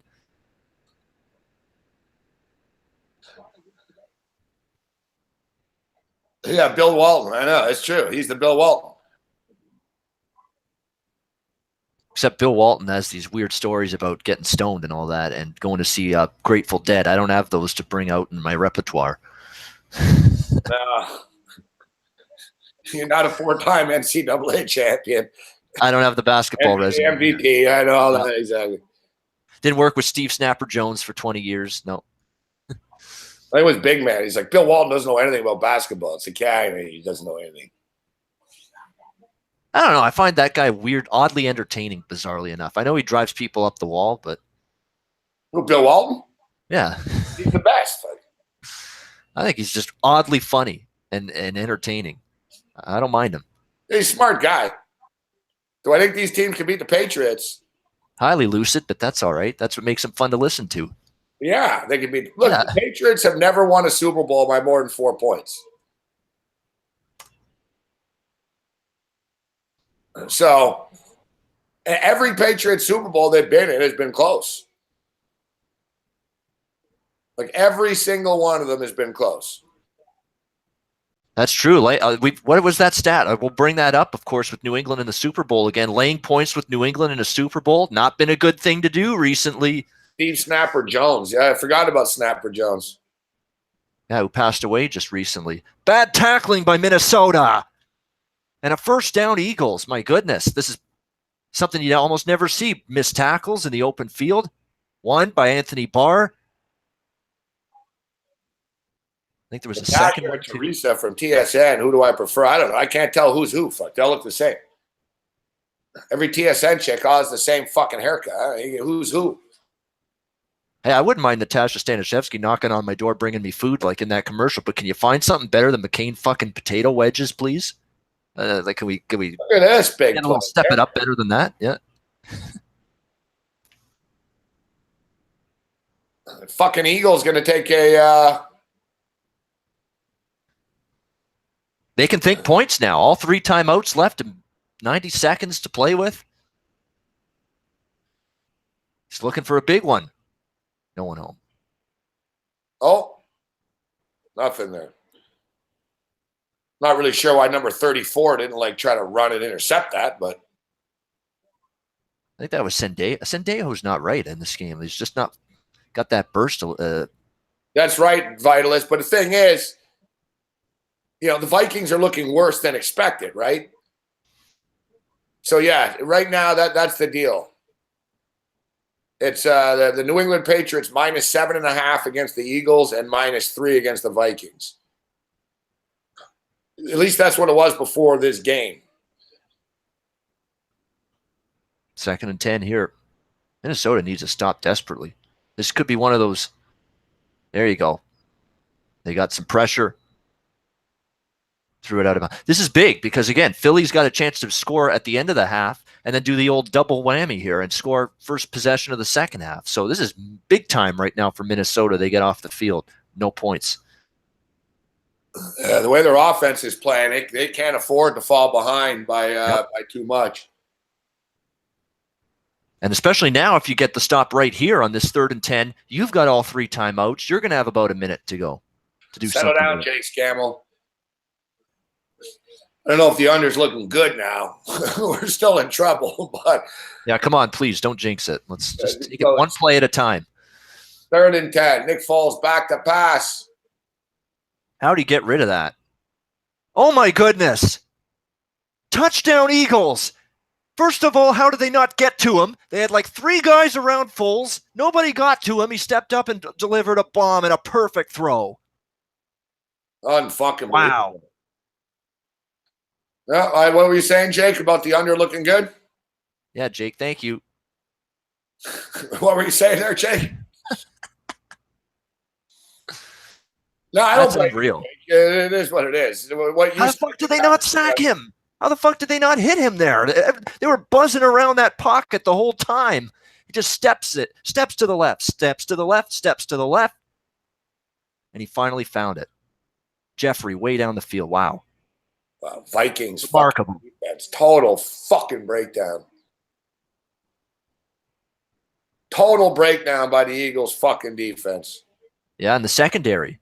Because you just can't cover that long. That's the thing. People are going to get open if your pass rush with 8 seconds to get to the quarterback can't get there. In-game total is now bounced back up to 50.5. Eagles are now 7.5 point favorites. So this is what I was talking about here. We'll get the Vikings' new Super Bowl odd here because now they're down.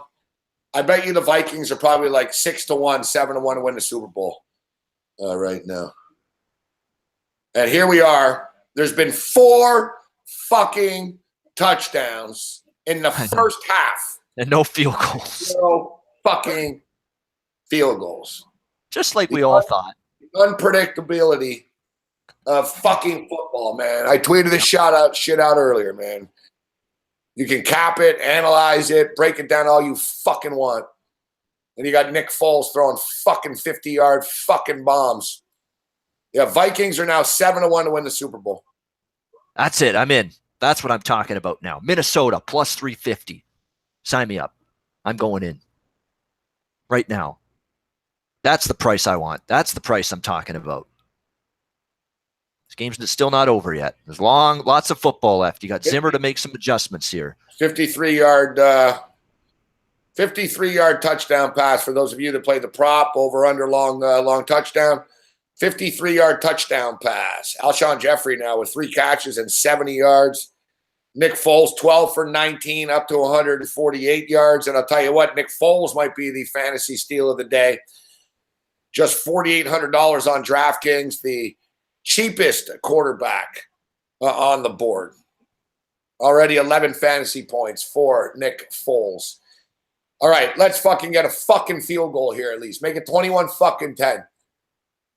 This is really not the Vikings' wheelhouse either, Babano, trying to come back. Like, their offense isn't built for this, right? Well, we'll find out. I hope at plus 350 they're built for this. Built Ford tough. Built Viking tough. Let's go here. Yeah. There's a lot of football left. Skull. It's more like fucking coal right now. Yeah, coal in your stocking. Coal. That's what this is. Coal.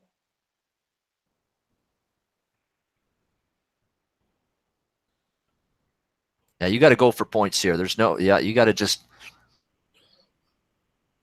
you can't be timid here if you're Minnesota. You need points desperately. You need a jolt of momentum and positive thoughts going your way into halftime right now. The only way you're going to do that is points. Even if it's just a field goal, you need something here. Something to stem the tide, something to swing the momentum right now. 3rd and 3. Over the middle, catch, first down.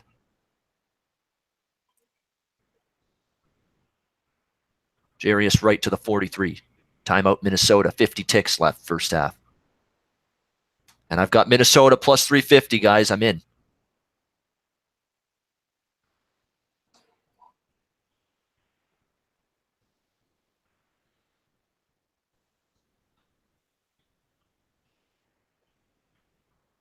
See, the thing is, I'm taking this Minnesota plus 350 now. It's because I've got Philly on a teaser. So, and if they don't come back and win, got the teaser in my back pocket. This is what you call, taking a stab here.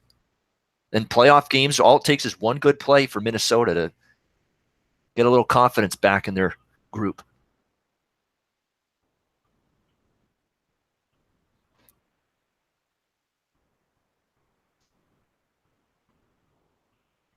All right, 1st and 10. Swing past McKinnon, only got a few. Yeah, now they're not that far from field goal range, though.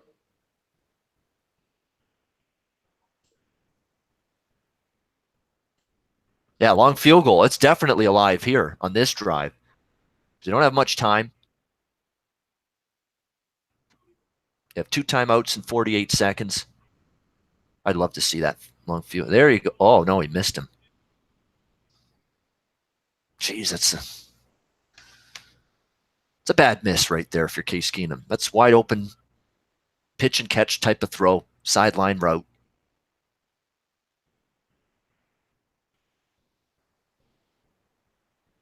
Wow, and both of those minutes I talked about it earlier. -2 turnover margin for the Vikings, and both of those turnovers led to points for the Philadelphia Eagles. Pick 6, and of course the last touchdown came off that sack fumble.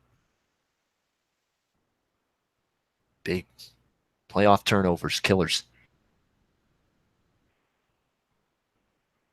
Wow, that would have been a hell of a catch if Rudolph had made it, but thrown behind him one-handed, that was going to be tough. 4th down. Opportunity missed for the Vikings. And his knee was not down. That ball was out before the knee was down. So if Rudolph somehow comes up with the Houdini catch there, that's a 1st down. But yeah, bad throw. I mean, obviously when you're falling down, you're not going to be accurate. or very rarely you're going to be accurate. So now punt.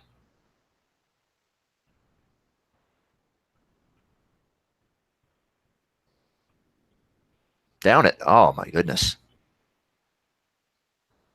Discombobulation personified here for the Minnesota Vikings. That is a punt that easily can be downed inside the 5 there. Neither guy could locate the football. That's when you're shaken a little bit mentally, when you screw up a play that is that easy. You got 2 guys there down by the fucking goal line. Can somebody just down the ball there and find it? Is that hard? Is that tricky? That kind of half for Minnesota.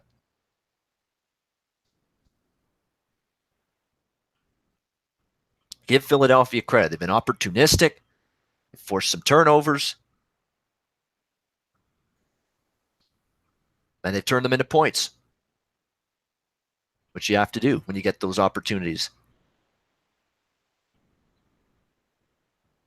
I'd be surprised if Philadelphia goes for more points here, but they do have all 3 times. There's only 23 seconds left, though.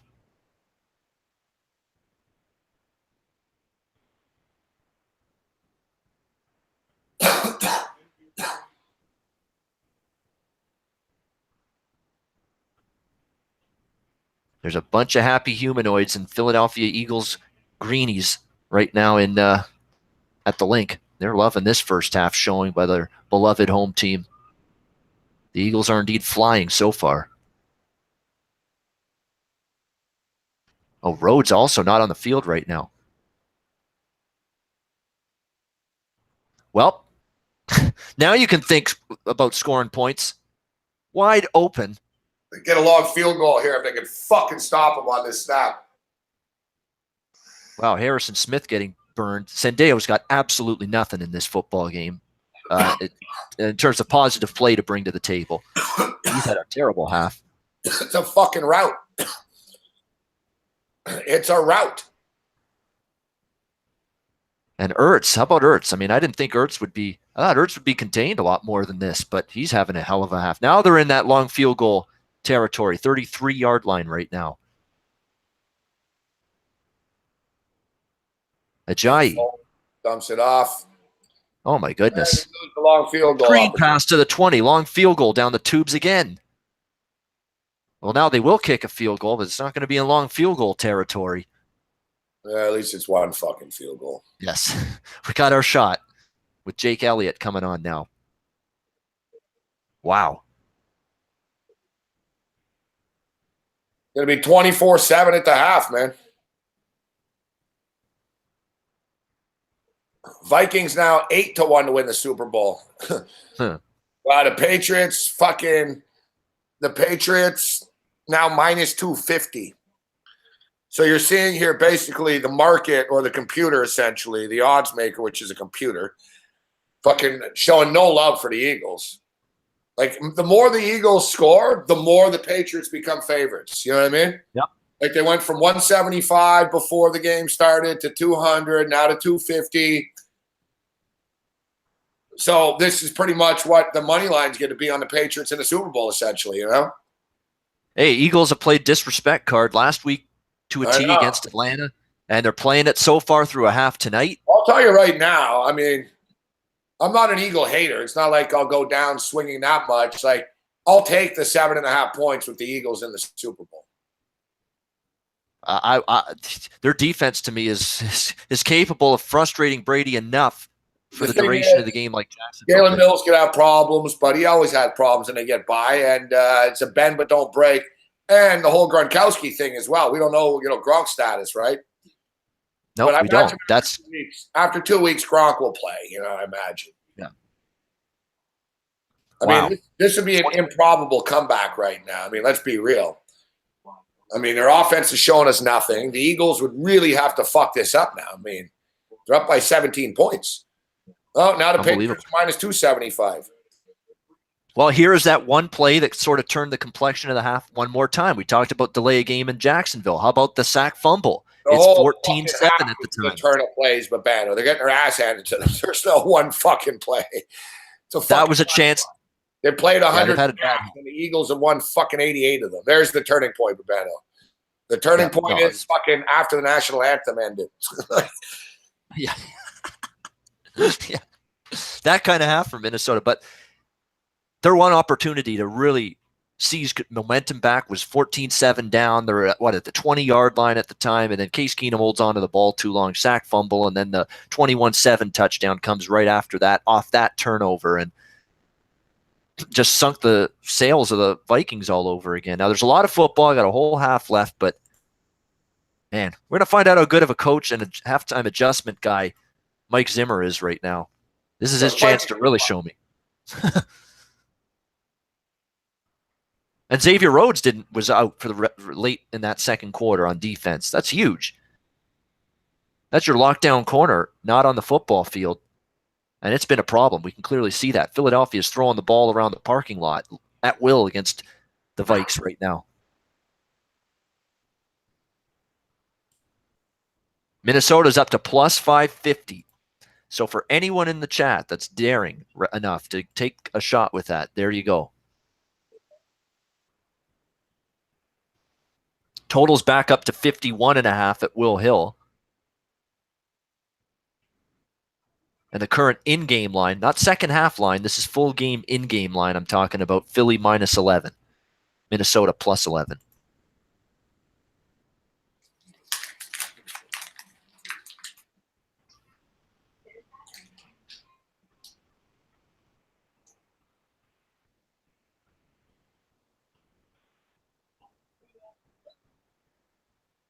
Very impressive stuff from the Philadelphia Eagles. In terms of halftime bets, I'm done betting any in-game unders for now because obviously we're in a situation now where I don't want an under.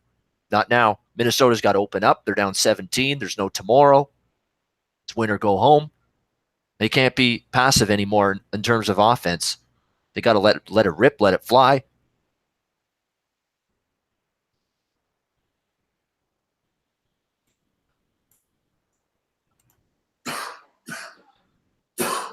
Oh, it's a disaster. 20.5 is the second half total. So that goes with the 51.5 that you're seeing at Will Hill for the full game total. I'd have to. We're not going to get the fucking field goal props now because the Minnesota Vikings don't need field goals. They're going to be in desperation mode from here on out. Oh, it's crushed. It's crushed the field goal props. Now the Eagles are going to fucking look to sort of just run the ball. The Vikings have a puncher's chance, you know. It's 17, it's not 27, it's not 34, but their offense has just shown us nothing. Case Keenum's hit the wall here. The Eagles' defense is just, they're suffocating them. I mean, look, they're blowing it up every fucking snap, man. They're just blowing shit up. They're winning the battle in the trenches. They just are. Offensively and defensively. They're blowing them off the ball. And I don't see how Minnesota can turn this shit around, but I do think that the second half over is going to get in play. Minnesota will hit a couple of big plays to Diggs and shit. There'll be a play or two along the way. Philadelphia is not going to really take the pedal off the metal fully. I think the second half number is a little low, actually. I would go over the number at this point. Although we were dead fucking wrong about the total in the first place in this game. I'd have to. There's no way I can play an under 20.5 in the second half. 21 is a win number. You get to 3 touchdowns, you cash. Minnesota's got to open up the playbook. Like I said, they got to let it rip. Can't hold anything back. Only way I'd look is over 20.5 right now. It's a shame because I know I say that knowing I'm going to lose my under 49.5 in game. I don't feel comfortable at that one bit right now. What, unless Minnesota just folds their tent and goes home, and I don't see them doing that. They're gonna attempt to get back in this game. Whether they do it is an entirely different story. Oh, great! Halftime on Fox, we get to hear see Howie Long try to keep a straight face as he gushes about his son and how well he's playing. They just don't have the. They just don't have the offense for this. That's the problem. You know, they're not an explosive offensive team, man. You know, they score 24 points a game, Minnesota. So they're underperforming offensively right now. You figured, all right, they would, you figured that 20 would win this game. Clearly, that's not the case. So, listen, crazy shit can happen, right? Football's unpredictable. Yeah, like Carenti says, Nick Foles threw for 209 yards and a touchdown in the first half, right? Everybody predicted that. I realize it's 24/7 at halftime. I realize it's a limited offense with Case Keenum in terms of him winging the ball and airing it out, and I know they're going to have to do that. The odds are not good for the Vikings, but I refuse at any moment in any game anymore to say it's over at halftime of a football game, even in this one at 24/7. I've seen too much crazy shit in my lifetime in sports to ever declare a game over this quickly. It's not looking good for Minnesota, but I can't say for certainty it's over yet, and I won't.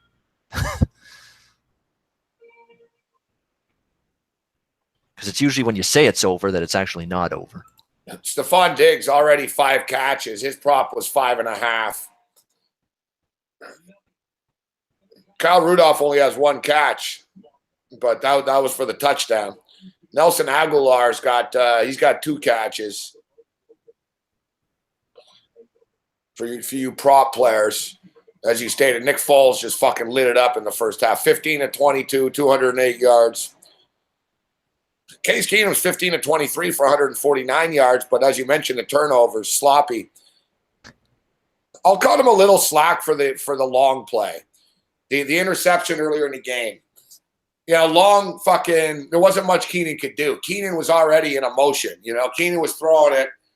Long comes in. There wasn't really much Keenan could have done there.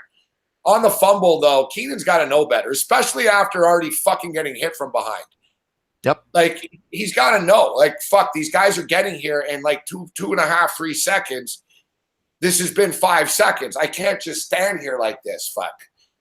Like, Keenum a little overwhelmed. Questlove rocking out here. The Roots. I remember the song. You know what song I loved in high school? The Roots and Erykah Badu. You Got Me. Baby, don't worry. You know that you got me. That was one of my favorites back then. Great female vocal. The Roots, I liked them back in my high school days. Listened to a lot of their stuff.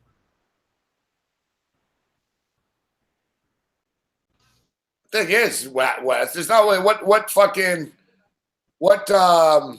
what adjustments can Zimmer do? It's not about adjustments. No. Like, there's no adjustments they can make. You know what I mean? Like, they're physically getting beat up. Like, they're not getting tricked. They're not getting, like, out fucking schemed. They're getting out fucking, strength. They're getting pushed off the ball on both fucking ends. I mean, look, when the Eagles have the ball, their fucking line just fucking running everyone over, pushing the ball down the field. Fucking Foles has all kinds of time. And on the other fucking end, the Vikings offensive line is collapsing. Fuck. The Eagles, every fucking play, they're pushing the line back into fucking into Keenum. This is why I say I give him a chance against the New England Patriots. You can't underestimate this defense. You just can't. I mean, they're terrorizing people. Fuck. We were starting to give Philly some of the credit that maybe they didn't feel people were giving their defense the credit they were giving the Minnesota defense. And I don't know, they're playing like it right now. They're playing like they got a point to prove right now, Morency. The Philadelphia Eagles, actually, people talk about Jacksonville, but the Philadelphia Eagles actually have the number 1 ranked defensive line in football. Like, they get, like, if you add it all up with the sacks and the hurries and the pressures and everything, according to Pro Football Focus, the Eagles are like the most efficient pass rushing team in the NFL, which is a strength that you need against Tom Brady. Like, we always talk about, can the team get to Brady? Can the team get to Brady? At least we know Philadelphia can do it. I'll tell you what, though. Whoever is fucking on Jalen Mills, man, like, if it's Hogan or if it's Amendola or whoever, I'm grabbing that prop to the over receptions. We talked about it all week with Diggs and Mills. Diggs is 5.5. He's already at 5.5. Diggs probably going to end up with like 13 catches in this game. Over prop on whoever's matched up with Jalen Mills in the Super Bowl. There you go. No argument. Yes, All right. everyone in the chat. Next movement, good root song as well. I agree. The hot music. Vikings That is plus 525 on the money line now. Plus 525 on the money line. I've already got 350. I'm not going in for more. It would be a massive miracle. Like, it would take an epic collapse here. Like, it really would just take an epic fucking collapse, I think, by Philly. I don't see how even they blow this. Not impossible, but highly improbable. That's the way I look at it for Minnesota and their comeback chances. I've got plus 350 already. I'm not going for more, even at the better price. No way. I'm gonna have to see signs of some offense here and a good start to this second half positively for Minnesota to get on that horse. All right, Gabe, it's refill time for me. I'm going to run out for a minute or two. I will be back before the second half starts. Good stuff. Babano needs another beer.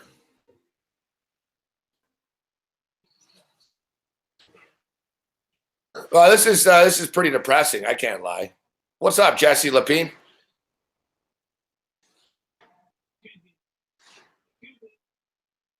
I hope you're doing better than I am today, Jesse. Fucking frustrating, man.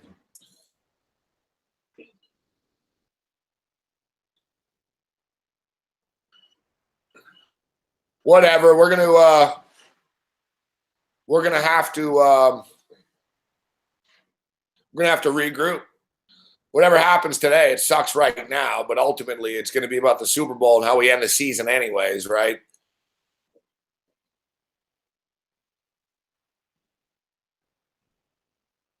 It's just it's fucking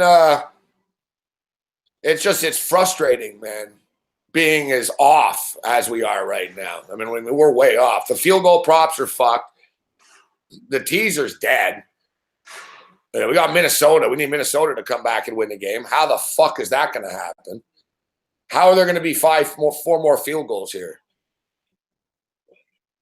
There could be. Look, they're down by 17. They need a field goal. So that's one field goal. All right, second half is actually starting right now. You know what the Vikings could really use here, not to be fucking cliche, but they need to punch one loose here. Like, they need to man up, basically. Like I said a couple of minutes ago, this isn't about fucking schemes and fucking this and that. This is about guys. You're getting pushed around.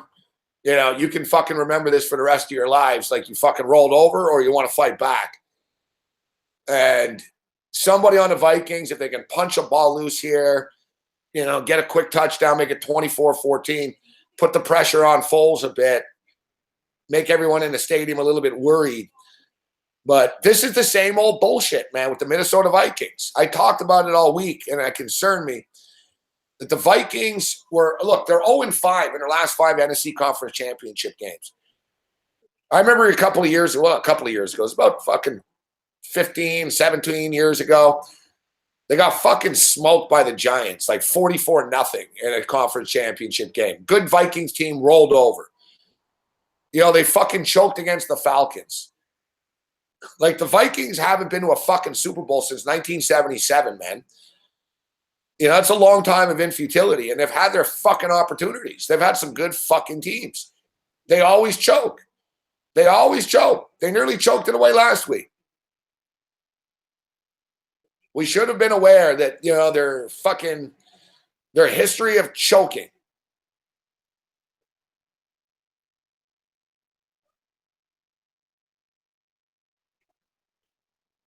Look at this bullshit. Right out of the gate. First downs.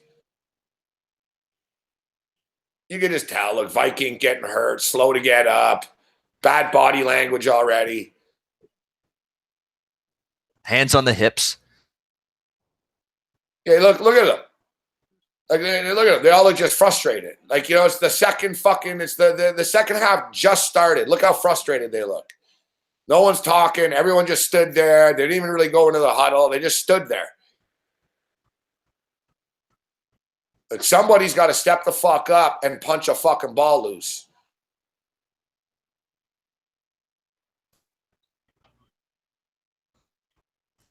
Like there's no enthusiasm whatsoever, you know?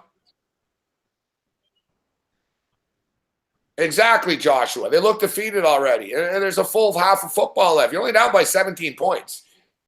It's not that much. I mean, a couple of plays, you're back and you make it a football game here. But like they just look defeated. It's a good way of putting it. Make a play. Stop looking defeated. Stop moping and pouting. Let's make a play. Let's get something positive going. Oh. See, like that's frustrating for them right there. That's not a positive. They did everything right. Look at that. They fucking blitzed. They fucking got there. And fucking Foles dumps it off. Like, look at this shit.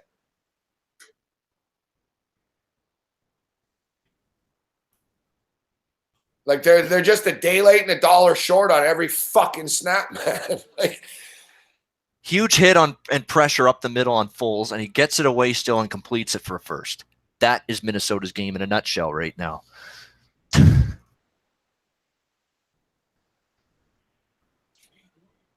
Yeah, exactly, Van Fob. Let's get some field goals here. Philly's content with field goals. Philly's going to help us with that. Do their part for that field goal situation. They're content with field goal kicking right now.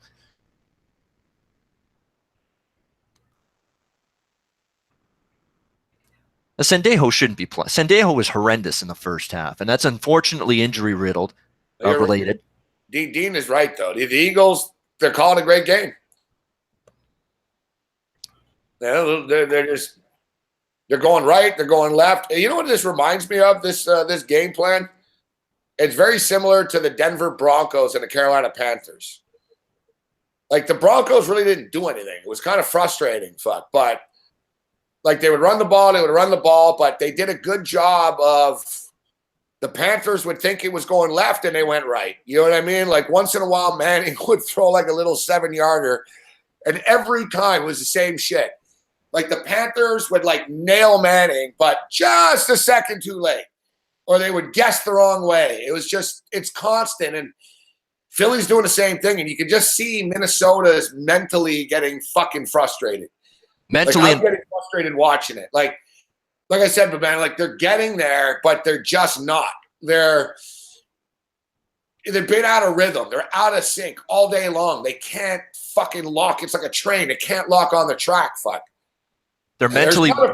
Look, every fucking time, if it's 3rd and 11, they get 12. If it's fucking 3rd and 6, they get 7. It's mind numbing. They get it by half a fucking yard every time. Fuck.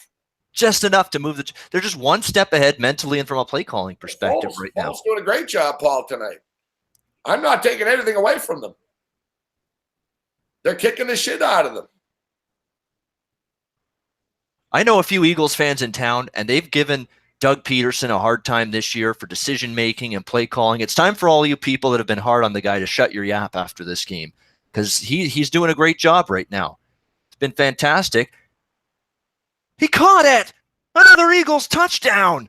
Torrey Smith and another bomb! Wow! Jeffrey Lurie going crazy in the owner's box.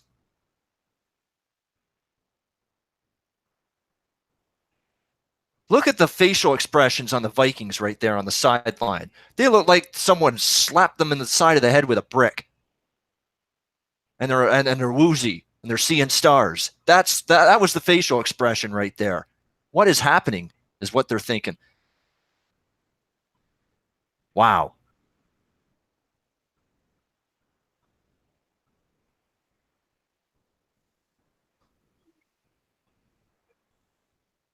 That facial expression said 1,000 words just now on that Minnesota sideline. The players were just looking there like I said, like someone just smacked them upside the head with a 2x4.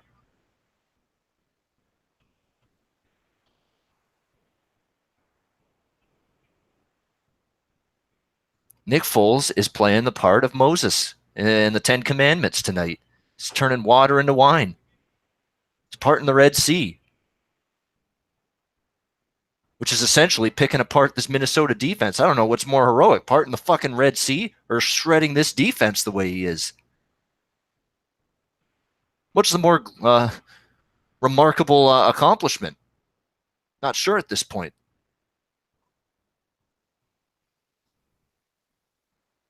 You know, Moses, you can have your parting of the Red Sea. That doesn't impress me. Nick Foles is carving up a defense that I thought was one of, if not the best in the NFL. That's impressive. That shows me something. Wow. Wow. 1,100. Anybody feeling risky? Want to take a risk? Want to put their neck on the line and take Minnesota plus 1,100 in game right now? 11-1 to come back down 31-7 in the third quarter.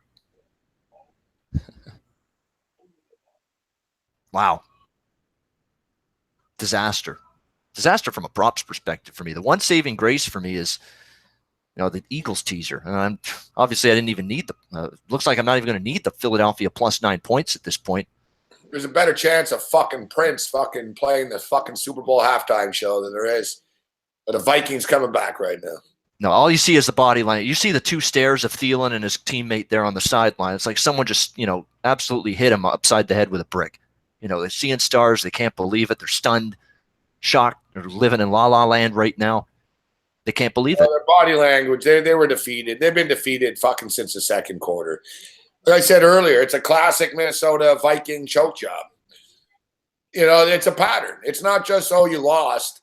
Team's going to lose, man. One team wins, one team loses. It is what it is. But the effort, the effort here is just pathetic. Hands on the hip. They come out of the fucking drive. They come out of the break. You're down 17. You can at least fake it. A little raw shit. Fucking, all right. It's only, it's 17 points. It's nothing. 24-7. They've quit. They've actually fucking quit. Like, it's amazing to me. That I don't know how it is either that Minnesota, these guys have no correlation between past Viking teams. But this is the Vikings' history. There's a reason why they haven't been in the Super Bowl since 1977. And they've won. They've had a lot of good teams over the years. This is their sixth conference championship game since then.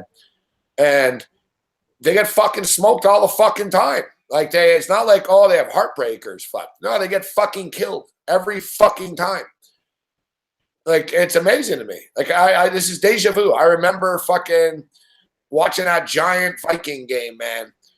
And like, what was it? Like 1980, I think it was 1986, or 88, 87, whatever. Same bullshit. They just fucking quit. They rolled over. It's like, what team is this?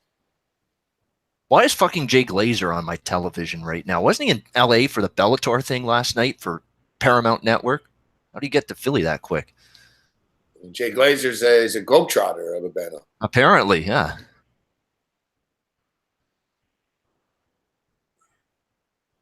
And now they're just fucking, the Phillies just going to tee off on them all fucking night. It's going to be a long hour and a half here, Babano. Yep. We're into garbage time.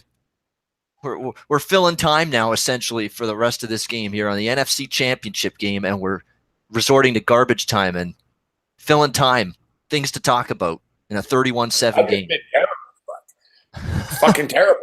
You know what I mean? Like, I lost the fucking Jags over by a fucking point. I'm on the fucking Vikings here, teased to the under. It's shitty picks, folks. Fucking depressing, man. Oh, the props have been a debacle for me. Thank God I have the teaser's the only thing keeping me afloat. And I did bet the over second half, 20.5, so I hope that comes in, which I hope it does. I need it to offset all the other bad bets. When Teddy does Sports Bit tomorrow, he can put all the bets I made on props today in the bad bet category of that show. I'm already starting to think ahead to the Super Bowl here. As we stated, so Jalen Mills is going to he's going to be on Amendola. And Amendola doesn't get a lot of respect. Look, Amendola last week had fucking 11 catches. Thought I saw a face mask there. Amendola had 11 catches. What did he have today, Amendola?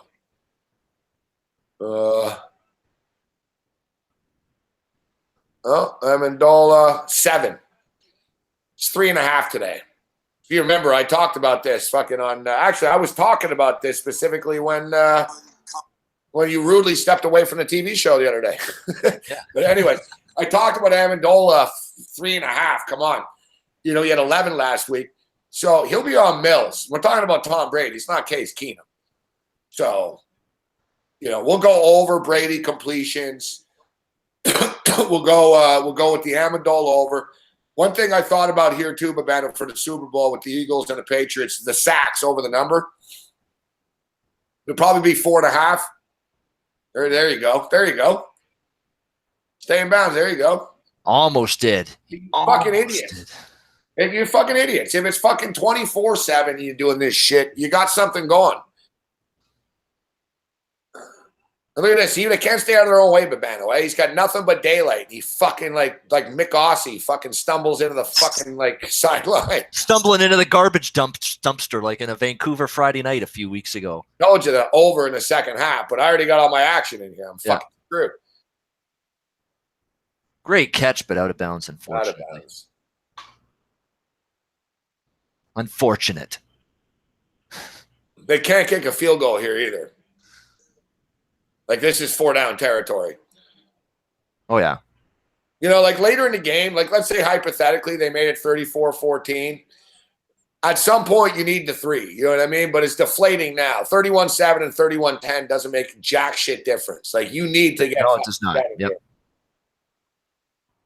Almost another sack. Oh, fuck. Throw it, Keenan. What a clusterfuck that was. Wow. All right, at least he got rid of it. Fuck. He learned from the last sack fumble. Now they got a lineman hurt.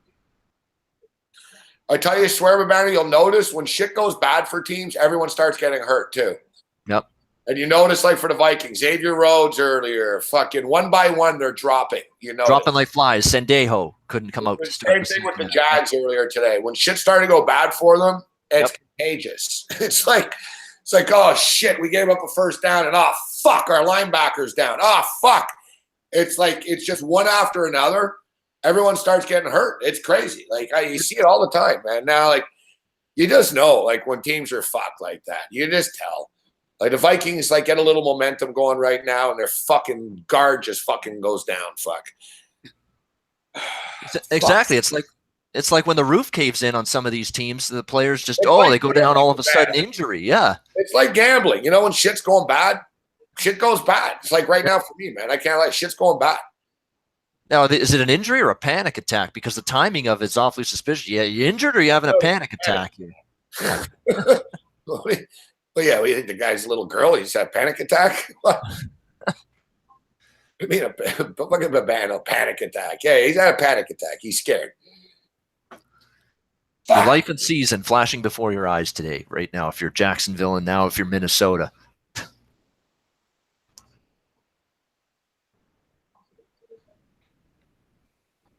I don't want to hear any Doug Peterson negative thoughts. If you're an Eagle fan, you got to give that guy his due here. 14-3. Well, Frank Reich's calling the plays, but Peterson is 14-3 coming into this game. He's going to be 15-3 at home, Babano. Hard to fucking knock that. No, exactly. Frank Reich, too. That whole coaching staff. I can't believe they're willing to give me my money back for the 4.5 field goal still, pretty much. I almost feel like I should take it. I would. I sure would. I'd. Yeah, I mean, really, is there going to be fucking 4 more field goals in this game? They're going to have to be Eagle field goals. There's going to be no incentive for Minnesota to kick any. Not fucking 31-7. Says this bet cannot be cashed out. I just tried. Yeah, of course. Always changing the rules, some of these books. And what was that, Bet365 doing that? We know you've had a run-in or two with them recently. Telling you don't know how the prop is evaluated and graded that one time. Remember that?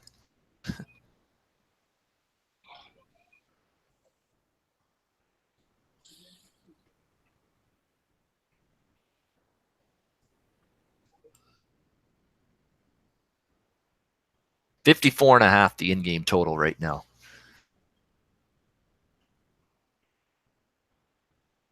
38 and Minnesota's in the red zone right now. 3rd and 10. Already I don't like it. Keenum fucking changed something. Keenum back to pass, dumps it off. First down. Depends on the spot. Could be like a slight short. This idiot on Philadelphia with the fist in the air, that's a first down there. I mean, it's not fourth down. That's the fourth down signal. No, it's first down. They got a generous. Put that hand down, like Judge Judy. Put that hand down. Put your hand down. No, good spot. My bad.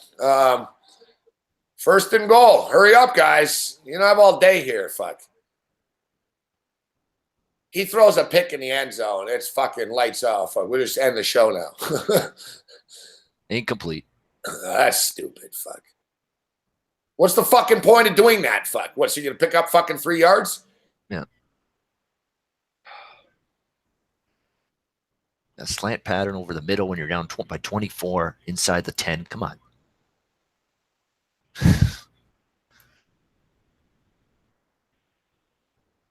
There's no risk. Like, it's ultra covered. Even if he caught it, he would have been fucking nailed. I mean, I would have rather run the ball on first down. Now you just force yourself. Now you got to throw the ball. Incomplete. Oh. Didn't even give Thielen a chance to catch that. That's what I'm saying, man. Fuck. You got to give a guy with the hands and the ability to catch down from the 6. You mix it up, fuck. You spread it out. You run the ball with Murray up to the fucking 2-yard line. And you fucking slam it in, man. You throw on first down. Now you're forced. There you go. Incomplete. Now you're forced on third down. What are you going to do? You can't run now. Nope. Very bad play calling by the Vikings today. It just is. They're not helping fucking Keenum out here with this fucking play calling. Oh, jeez. The fuck is that? That's a duck. That's a dying quail of a throw if I've ever seen. He caught it like he's not getting anything. Now you got to kick the field goal now. You're not going to get it, and it's going to be even more deflating. Just take the 3. You're not going to score on 4th and goal here. Oh, fuck off. No, they're going. Oh, yeah. Bam. Bam. There you go. Brandon in St. Louis is asking me for an emerald. There you go. Holy shit, they're stupid. Fuck. 4th and goal. Keenum. Bobbled.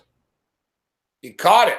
And caught for the touchdown. That's a tremendous job by Thielen. Wow. What a catch. What concentration to haul that one in. Wow. In traffic, too. Maybe this is the Babano turning point of the game. Oh, no. No. Incomplete. Hit the ground. That's no good. Almost.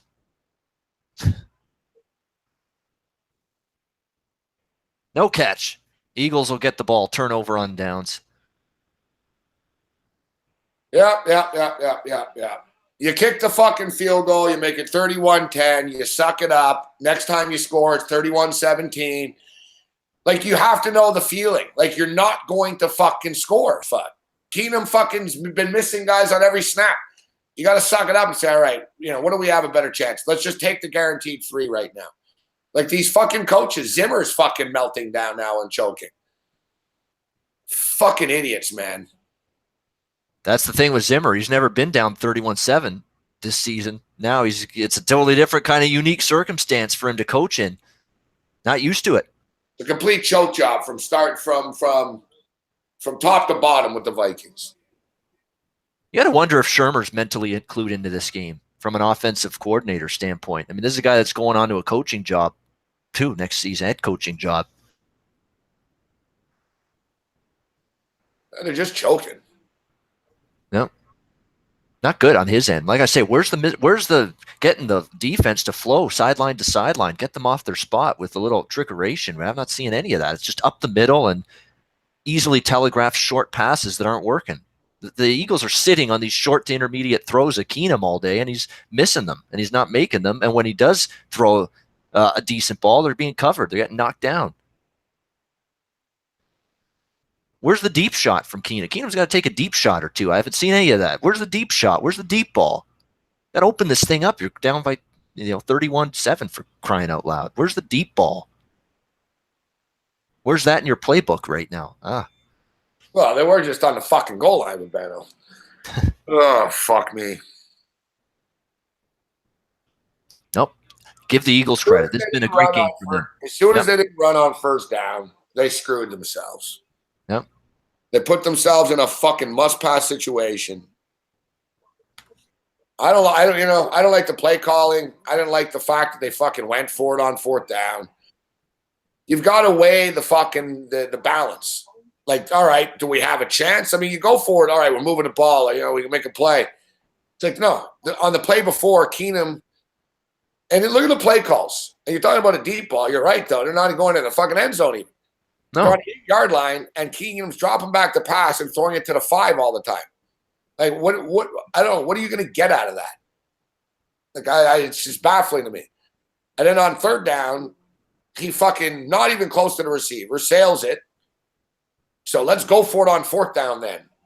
Like, as if that was going to fucking work on fourth down, man. Just take the fucking 3. Make it 31-10. You're down 21. Fuck. And you say, all right, from here on out, we can't kick any field goals. We need touchdowns. But nope. No. Huey Boy in the chat saying Gabe's going to punch the screen. That was kind of my thought process, too, and not going to Toronto to do the Betcast with him. I figured if things could get out of control and go the wrong direction, he might punch me instead. So I didn't want to take that risk. You never know. Yeah, you kicked the fucking field goal, Vitalis. Yeah, you could have. You could. 31-10 is an even 3-score, 21-point, 3-touchdown spread, 3-touchdown lead. Nothing wrong at all, in my opinion, with kicking a field goal there. Yeah, you make it fucking from 4 scores to 3 scores down. It's pretty simple math. At some point, you need the field goal. I think he might have been. I didn't want to do the field goal before. I said, you got to. It's 4-down territory, but if your quarterback is throwing ducks on every fucking play, you got to be smart enough to see, you know what? We're not going to get this. It was inevitable. They're not going to get it. There's Charles Barkley. Barkley's all happy. He's probably got the money line. Fuck. He's not on the fucking. Barkley didn't bet on the Vikings, so Barkley's happy. He's probably making about $125K. Oh yeah, he's rolling right now. You can tell that smile on his face there. He's enjoying what he's seeing tonight. You could argue that Minnesota may think to themselves, the coaches may think that it's actually a 3-possession game because technically they can get not 1, not 2, but 3 2-point converted touchdowns to tie the game.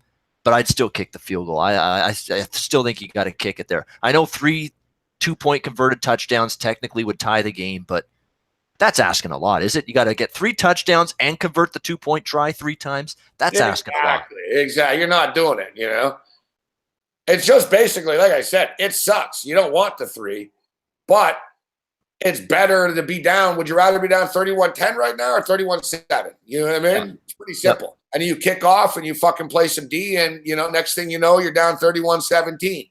Yep. It's stupid. If there's momentum and it's like, all right, we need 2 yards and, the last couple of plays have worked. We're just a yard short. Let's go for it. Hurry up. Let's go. It's like he's dropping back and he can't throw it from here to my TV, Babano. Yep. So, like, why do you think, oh, yeah, he's going to make it on 4th down now? It's just stupid. I agree. Coaches do stupid shit like Tomlin kicking the onside kick last week, right? I didn't agree with that. That was like, come on. And his cop-out answer was our defense wasn't stopping them. I didn't trust them to get a stop. Come on. You got all the timeouts at your disposal. You could have kicked it deep. You should have. Hey, look at that. 3rd and 5, they get 7. They get it. Yep. Unbelievable. They've done that all day. They've nickel and dimed this fucking Viking defense to death, to the tits all day long. Little nickel and dimers, just get enough to move the chains. It's working. And Ertz today, what a game for him. He's racking up the receptions. You bet Ertz props are doing well. Prop-based farmer. But I would have taken the 3 at that point, even if not without the props. If I'm the coach, I'd be like, we're not going to get this. Just take the 3. We need the 3 eventually anyway, so. Just someone hit a damn long field goal. Come on. That's a good point. That's a good point. It's not going to happen, Babano, because the Eagles don't never get stopped. You know what I mean?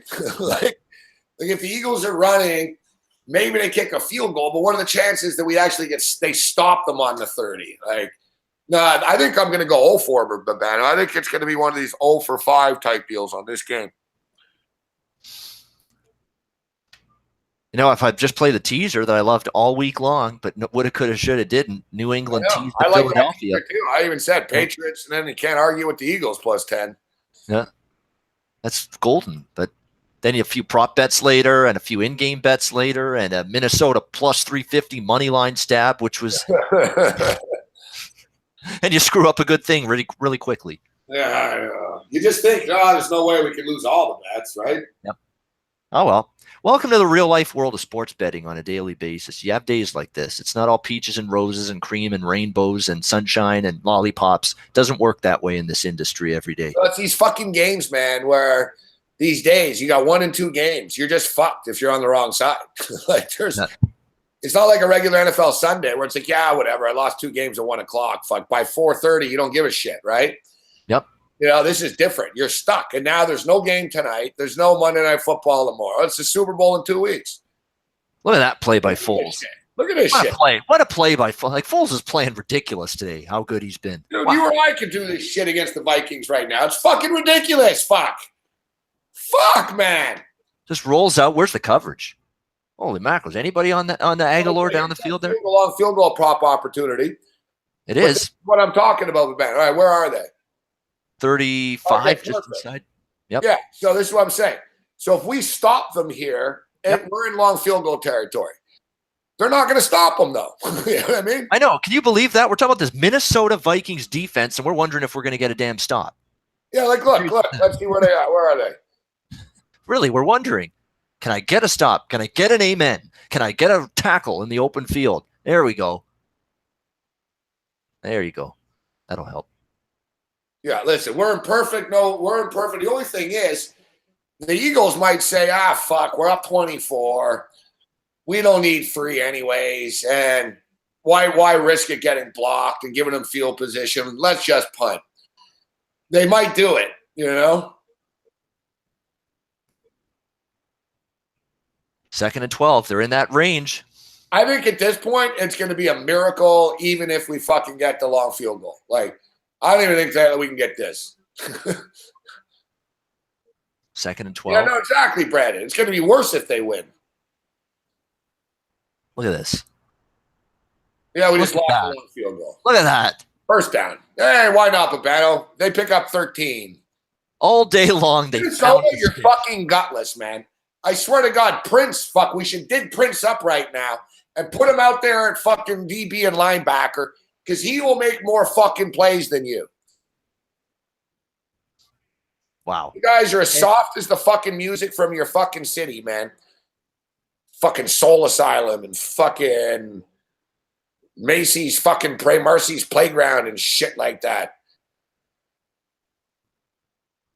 Yeah, Purple Rain. It's raining all right. It's raining on this Viking parade right now in a big way. Look at this.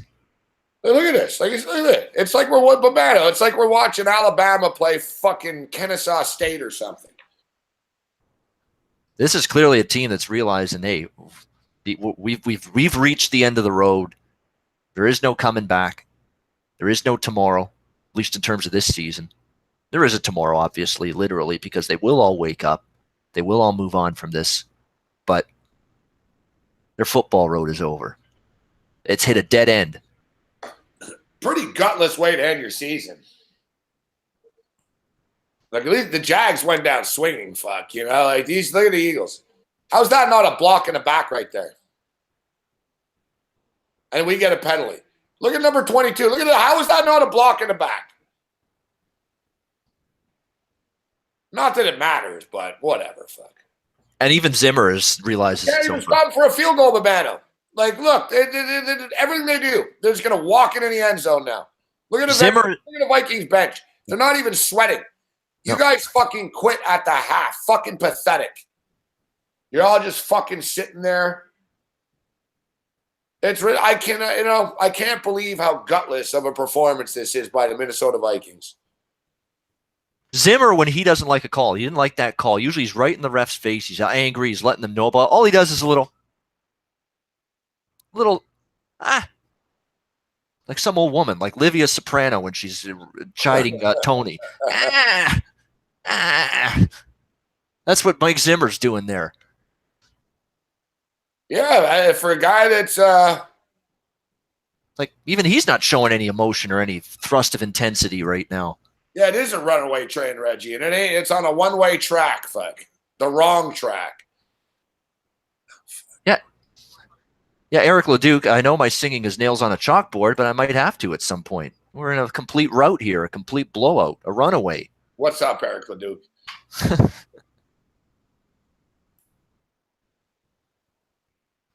Well, congratulations to Paul, Eagle fan. What up, Paul?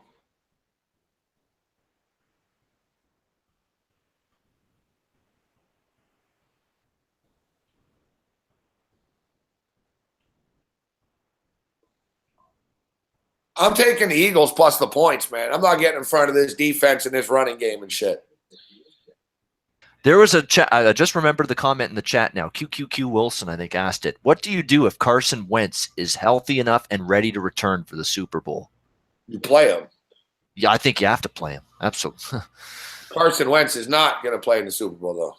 No, that's a what-if scenario. That's a hypothetical, and that's hypothetical that ain't going to happen. He's not playing. He wouldn't. I'd be shocked if he's ready to go for that game, but I don't think he is. He needs recoup time. Yeah. Hey, what up, Huey boy? Yeah, you know what, Kyle? Not yet. You can't take him out yet, but it's a good point.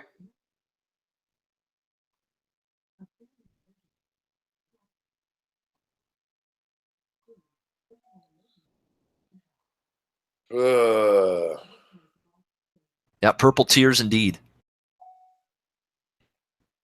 I think the money will all be on Brady. They're going to the public will simplify this to Nick Foles versus Tom Brady. Let's check in on the Super Bowl number now. Well, look, now the book knows. For the record, the in-game number right now, Babano, imagine if someone had told us before the game, all right, we're going to give you the Vikings plus 26.5 for minus 105. You want it? All in. Like, you would have been like, yeah, I'll bet fucking, Release my savings account, release my RRSP, release my mutual fund monies, all that mutual shit. fund monies, listen to you, Yes. Babano. Fuck. RRSPs, mutual fund, Babano's living large. But exactly, you're getting 26.5 fucking points. I wouldn't say living large, but we're planning for hopefully a long-term future that'll be okay at some point for me. That's a good point. I don't plan for futures. You live in the now, yeah. 26.5. It's Philly minus 26.5, over under 54.5 right now. I just can't have a 50 or 51 in this game. Let the final game total land 50-51 because I'd lose my under 40.5 and I'd lose my second half over. I can't lose both. That would be brutal. Can't have that. One of these has to come in. Fuck. They might hold to a field goal here. That's 2. We're not going to get 2 more, though. In terms of the full game under, you're actually hoping they get stopped here or turn it over. That's going to be finally put to bed if they kick a field goal here.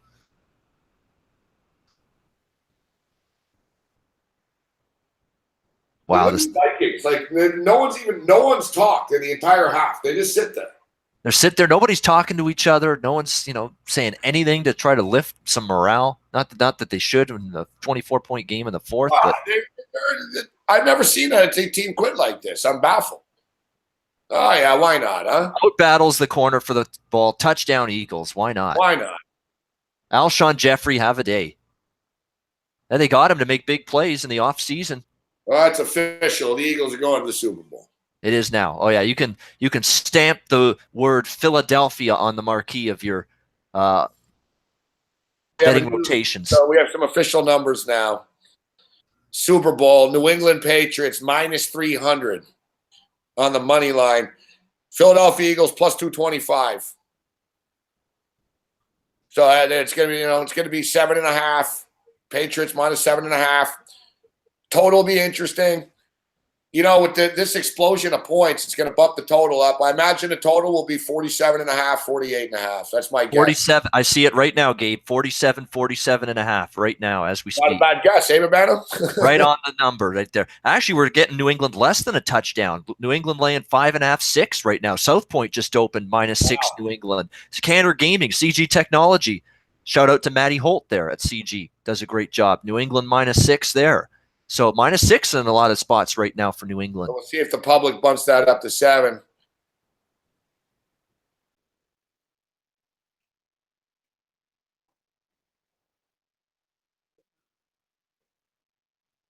And now Minnesota's just, what a bullshit. Number 55. What a punk on Minnesota. Yeah, can't handle it. Yep. He blindsided someone. So yeah, big tough guy. You're losing 38-7. That's the first hit you make all game.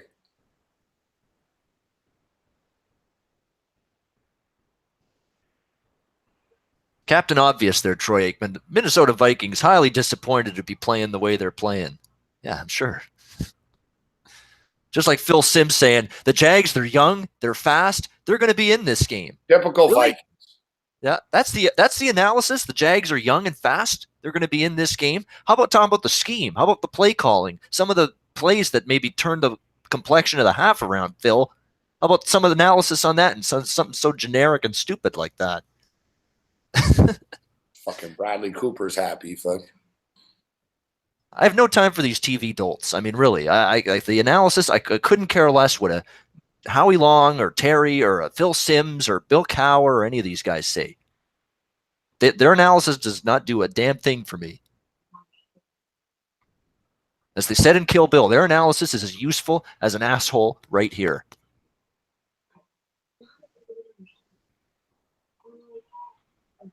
There's going to be some serious shit going down in the city of brotherly love tonight after this performance. Westgate just releases Patriots 5.5, 47.5.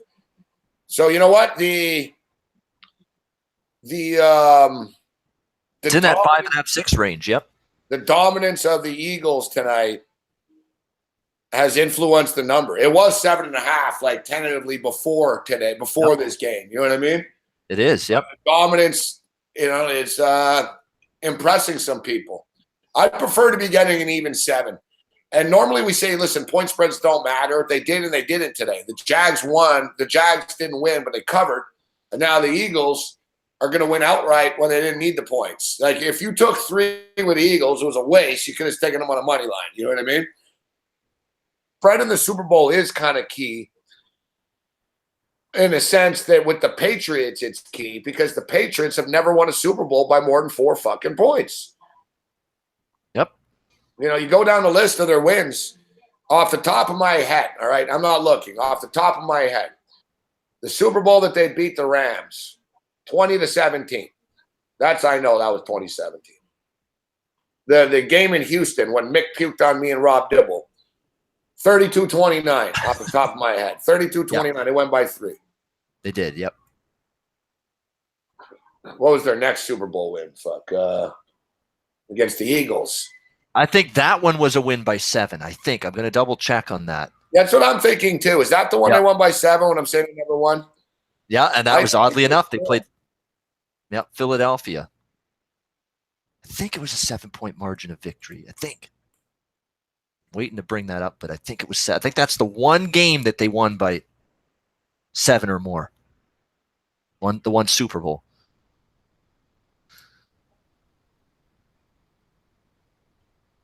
No, 24-21. 24-21 with that up. Okay. That was the one I was unsure of. So yeah, they won by 3. There you go. Another one. Yeah, 24-21.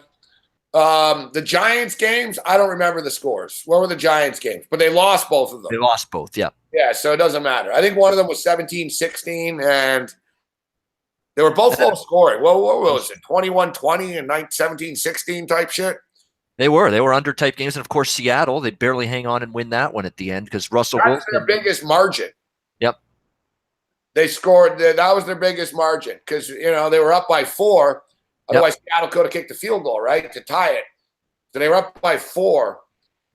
That's their biggest margin. And what did they win last year? I think they won by 4 last year too, right?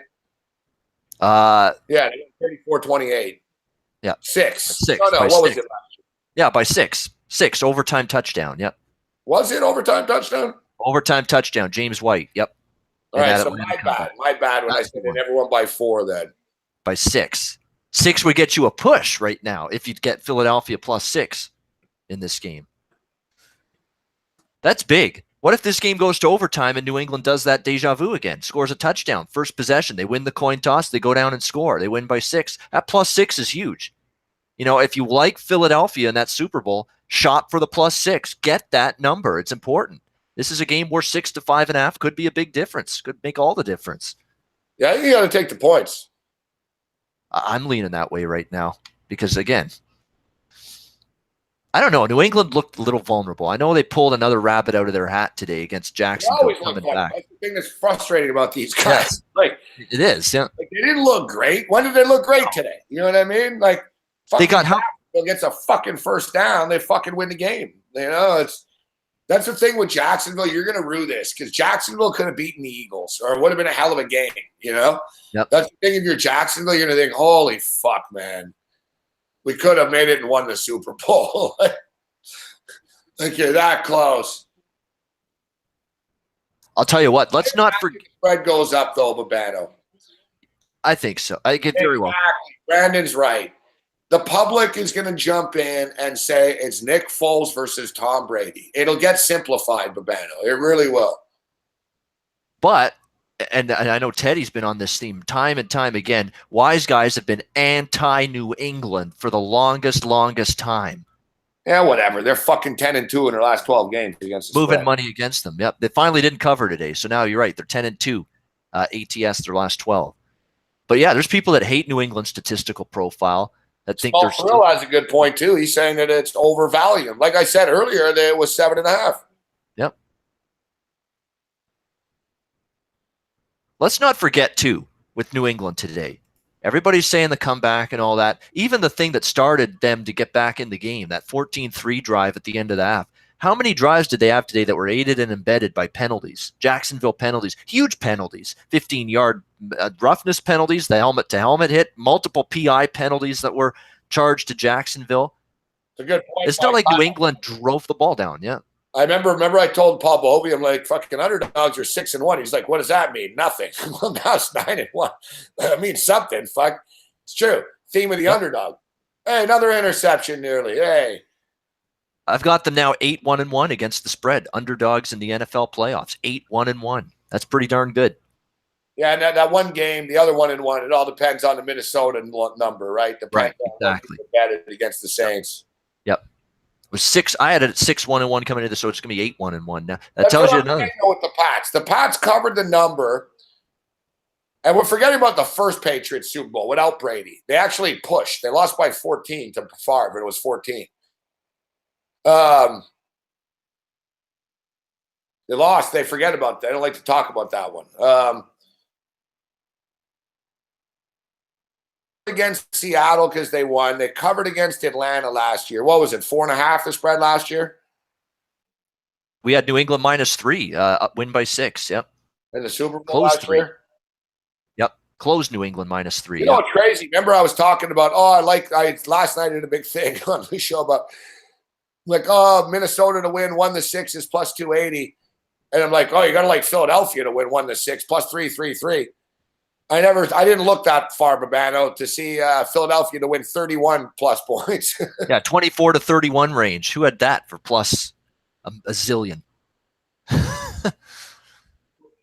Not many. I mean, I thought this game was going to be one of those grinders, tight. It's hard to get separation. Well, very easy, apparently, to get separation today for the Philadelphia Eagles. Today's one of these days that makes me want to just retire if I can quit. Like, what am I doing? You know what, though? Listen, I went 0-2, Babano. I said that I told people, anyone who would listen forever, I was like, I like Clemson to beat Alabama, to beat Georgia. I was fucking dead wrong. Same as today, just similar situation. Lost my confidence, was fucking depressed. I remember, like, even on Monday, people were asking me on TV and on everywhere, who do you like? I was like, man, I don't know. Fuck, I'm going to be wrong anyways. But I nailed that championship game. I was one of the few people that took the over. I had fucking Bama on the money line. Like, I actually nailed it properly and ended the college season well. I think it's like the last time I was happy betting. Fuck.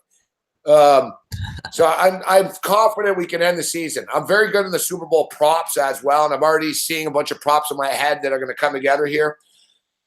So, I think we can end the season with a bang here. But as it is now, I'm looking at Philadelphia plus the points and the over. That's what I'll be taking. It's very difficult for me. Oh, yeah, and against the Bears in '86, yeah. Off the top of my head, I think they lost that game 46-10. I think New England games have trended over the total in the Super Bowl as well. Now, it needed a huge second half avalanche last year, I know, to get over the total, and it was a very high total because, remember, Atlanta had that record-setting offense last year. The Patriots, it's like, this is another, I'm glad you brought it up. I swear to God, almost, with the exception, I'm looking at our Patriots Super Bowl, Pats Super Bowl wins. With the exception of the Giants games that were both low scoring, Patriots games, Babano, they're low scoring in the first half, and then they open up. It's been a pattern, yep.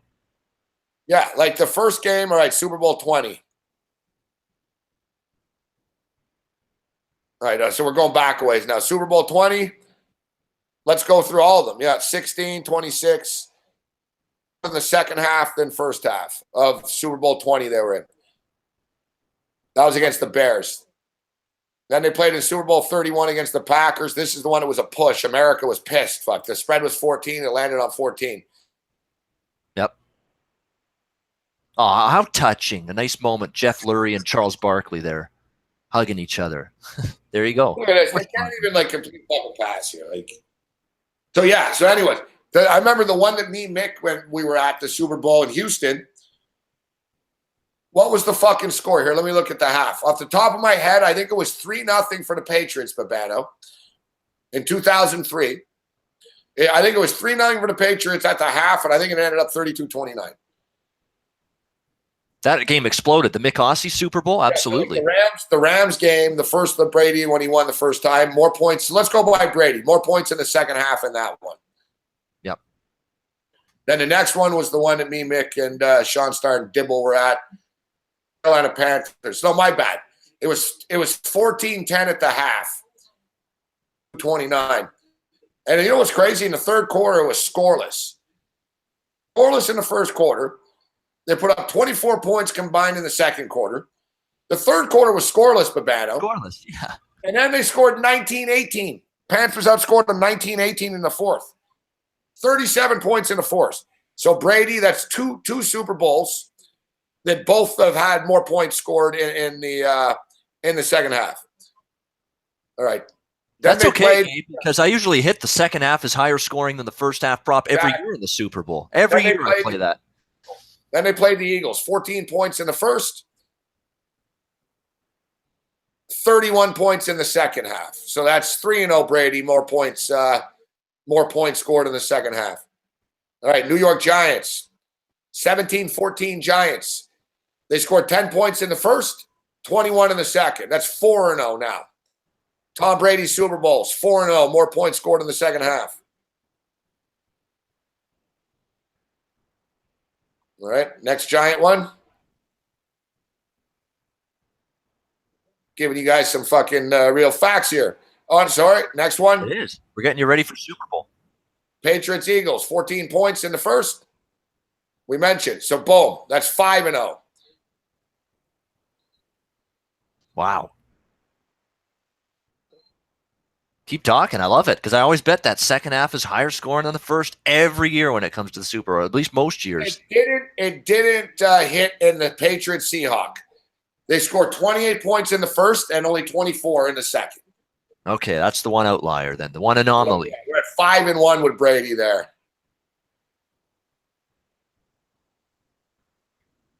I'm getting confused here. I'm looking because it's the page I'm at. It's not laid out properly. You don't even have to look at the New England-Atlanta Super Bowl last year. The second half crushed the first half in scoring. Yeah. So what? He's been to 8 Super Bowls, so we know 6-1. So there's the one giant game I'm missing. Yep.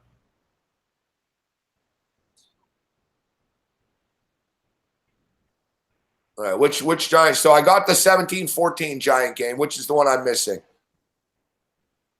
Oh, it was the second giant Patriot Super Bowl, 2010 or 11, I think. Yeah, 21-17. All right, there it is. What's the box score of that one? Let me check here.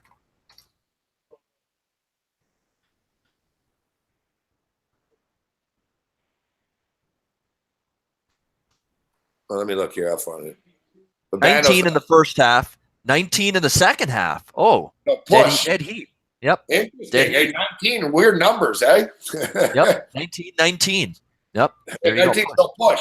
So we're 6, Tom Brady, 8 Super Bowls, 6-1-1. More points in the second half. What does that tell you, people? Prop recommendation, Gabe and I, right now for Super Bowl 52. Second half to be higher scoring than the first half. Yes. And remember last year, the reason they were losing 28-3 was struggling. Tom Brady did not play well in the first half of that game. Tom Brady did not play well in the first half of today's game, Babano. We're seeing a pattern here. He did. Slow starts, big finish. As my fellow Ian says, big finish. Ian Eagle. Yeah, that's what Brady's been accustomed to. Mark O'Leary in the house. Mark O'Leary's a Pat fan, but he's a good guy, Mark. He's not a Dick Pat fan. Like, he was actually a Patriot fan in the old Steve Grogan days and shit, you know? Yep.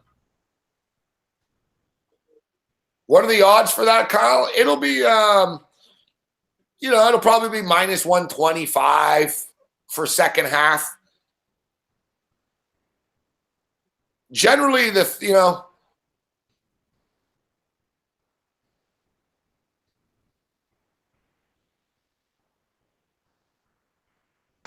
Pink is singing the national anthem, Steve. Yeah, we got to do some research. I know Gabe will, because Gabe really bets the anthem prop. How long is it going to be? And if you do your work and you get a sense of what the singer and their style is and how long they take and how long they hold their fucking note with these anthem renditions, then you can beat it. You absolutely can beat it if you put your time into it. I'll tell you right now. If you watch videos, if you can find some. Now, I don't know if Pink, you've got a ton of archive footage of her singing the Star Spangled Banner in the past, but at least if you look into it, you got a chance with some of these props like that.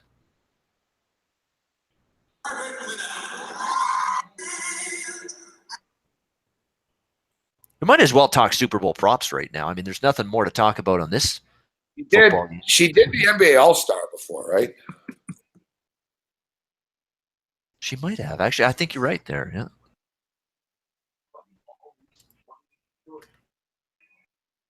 I'm digging up now. But yeah, you gotta. I used to bet it more, Babano, but to be honest with you, with the advent of YouTube videos and shit, there's no advantage anymore.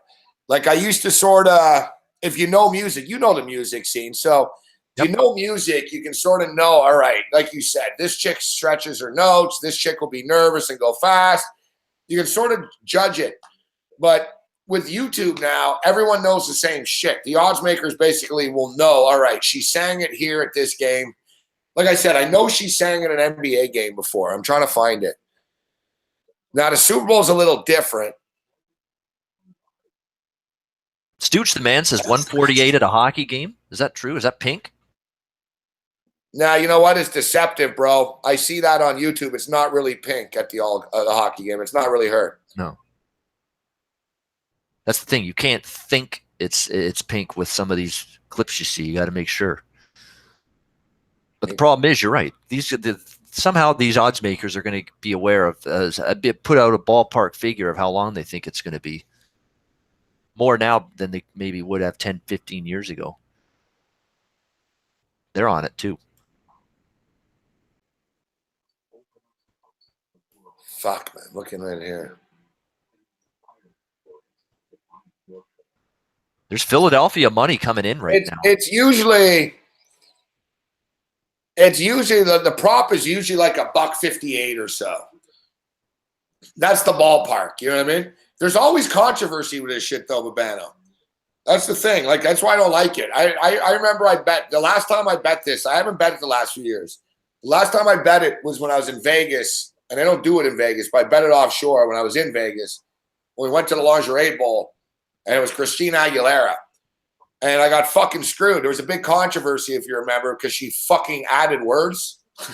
So, like, some books were like, oh, no, it's not right. She fucking added a word at the end. It's like, whatever. She fucked up. I don't know what to tell you. I'll say this right now. An LFL playoff game would give you a lot more of a captivating performance than this game has tonight. Game sucks. The LFL is a playoff game. Sign me up for that right now. I'm comparing it to this game, which turned into a romp. A little lingerie football league action would be really nice right now.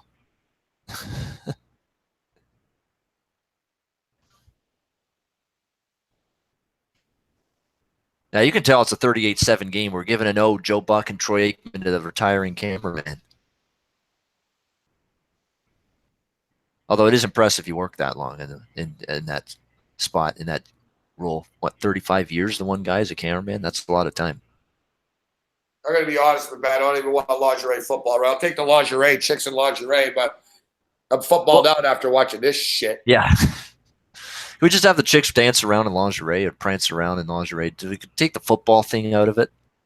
Fucking torture, man. That's disappointing. We were expecting a big game, great game, maybe a classic even. Two great teams, two great defenses. Well, one great defense showed up today.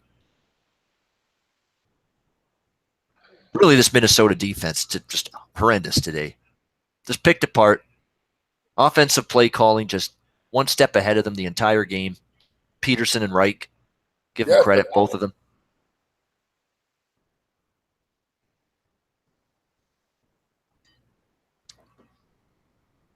I'm just hoping I either cash my under 49.5 or my second half over, and I don't land in between and I cash neither one of them, which could happen if it lands 50 or 50. 45 right now. You're all right.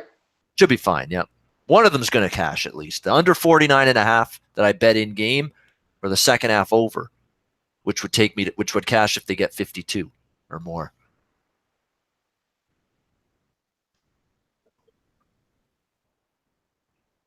So I doubt I can lose both.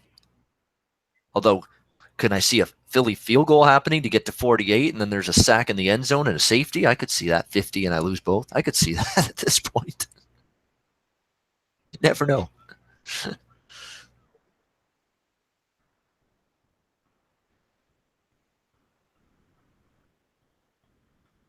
Yeah, there's two-way action right now. Philly dropped to +5 at bookmaker/Chris. Now it's back up to 5.5. So back and forth, you got good two-way betting action going on early with this Super Bowl number.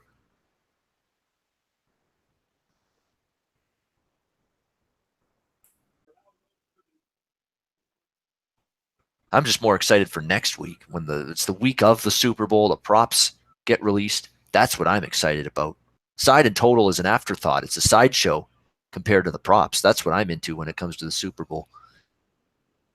The props, there's going to be movement, right? They release them probably should come out. They come out earlier and earlier. I would expect they'll come out Wednesday. Yep. I think Wednesday, Thursday usually of the week. What's the big deal? The Westgate, right? Cornegay's props and shit. Yep.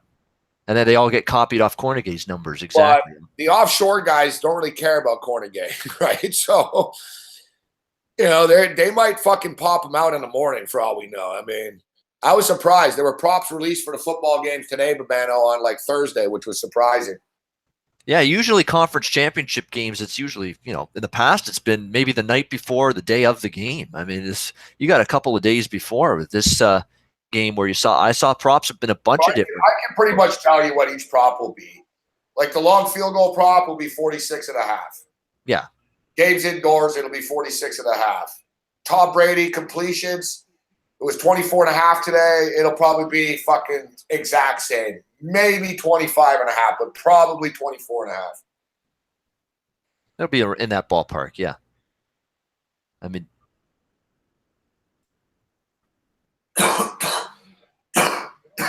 you're probably going to get the largest score, the largest lead of the game every fucking week. Fuck. Yeah, 13.5. You'll get largest lead of the game will be 13.5 too. Like it usually is.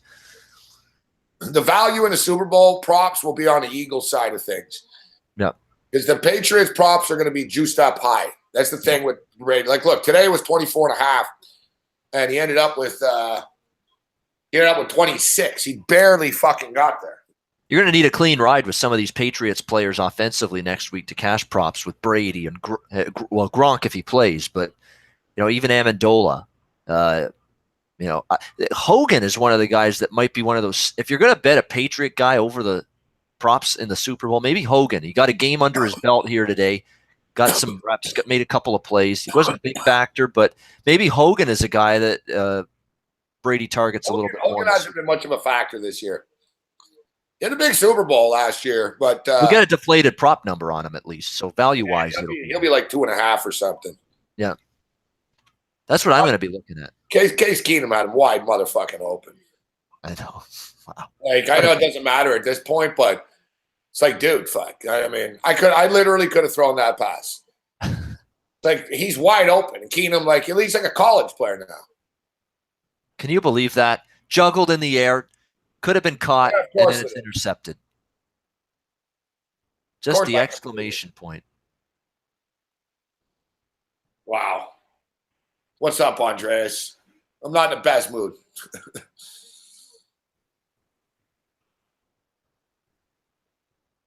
Yeah, the Jags got screwed today by the refs. Let's not kid ourselves. Before we go on and wax poetic about the great Patriots comeback, how many of those drives were aided and embedded by flags and PI calls? How many? Well, Jacksonville was guilty a lot, but New England was fucking holding all the fucking time, man, on offense. Their offensive line was grabbing like constantly. They were getting away with it. I mean, you can look. The Patriots had one penalty, Babano, all day. Okay, yeah. I know. You gotta ask yourself: Are they really that fucking perfect? They're perfect. They only screwed up once. They only committed one penalty all day long. We basically saw it. I tweeted about it. The Jags were pulling away early, and they got a couple of breaks. There was one play they got a break on the Patriots. But as the game went on, they just started to squeeze the Jags more and more. Like, they weren't going to let the Jags pull away. It's not an excuse, but the refs did not help the Jags at all today. But the Jags have been getting away with murder for fucking weeks, man. All right? So the Jags got away with murder against the Bills, but they didn't get called for it because the refs don't respect the Bills either. Yeah. It's like a pecking order. Bills, refs don't respect the Bills. So they'll respect the Jags in that game. But they respect the Pats more than the Jags today, so now the Jags will get the short end of the stick. Well, they can't have the fucking Jags in the Super Bowl. Yeah.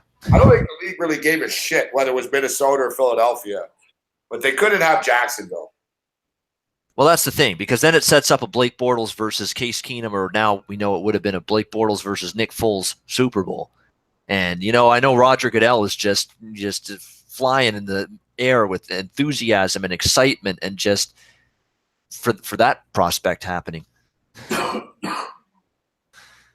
they needed Golden Boy in the Super Bowl, the NFL, and they got it. Tom Brady's there. Tom Terrific is in the Super Bowl, and I'm sure they're tickled to death about it. That's another good Super Bowl prop that instead of the money line on the game, instead of the money line on the game, you just take the quarterback of the team that you think is going to win the game. The quarterbacks have been the MVP 9 of the last 11 Super Bowls type shit. So generally, so you know what I'm saying? So the Patriots will be minus 300 in the game, but Tom Brady will be minus 150 to win the MVP type thing. Yep. And how is he not going to be the MVP, right? If they win a game. I mean, once in a while there's a dude, but basically when it's a defensive guy, it's usually in a game that's just a shitty game. And it's well, that guy had a pick 6, so that's him. Once in a while, the Larry Browns of the world. Look, I'll run through the list now. Super Bowl MVPs. We got a little riffraff going on in the chat right now, so I had to take care of that.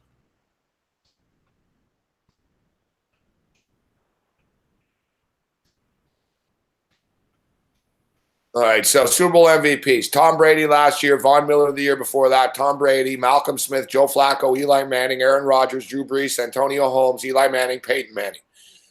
So let's go 10. 1, 2, 3, 4, 5, 6, 7, 8, 9, 10, 11.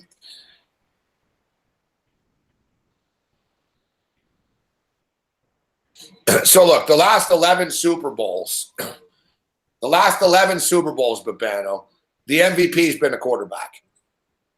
So look, the Carolina game against Denver didn't do anything on offense. They won a Super Bowl by having the least yardage ever. Fuck, they had like 190 yards in offense or something like that. They did jack shit, but their defense stole it, so they had to give it to Miller. But generally, if there's like any points at all, the quarterback gets it. Like 8 of the last 11.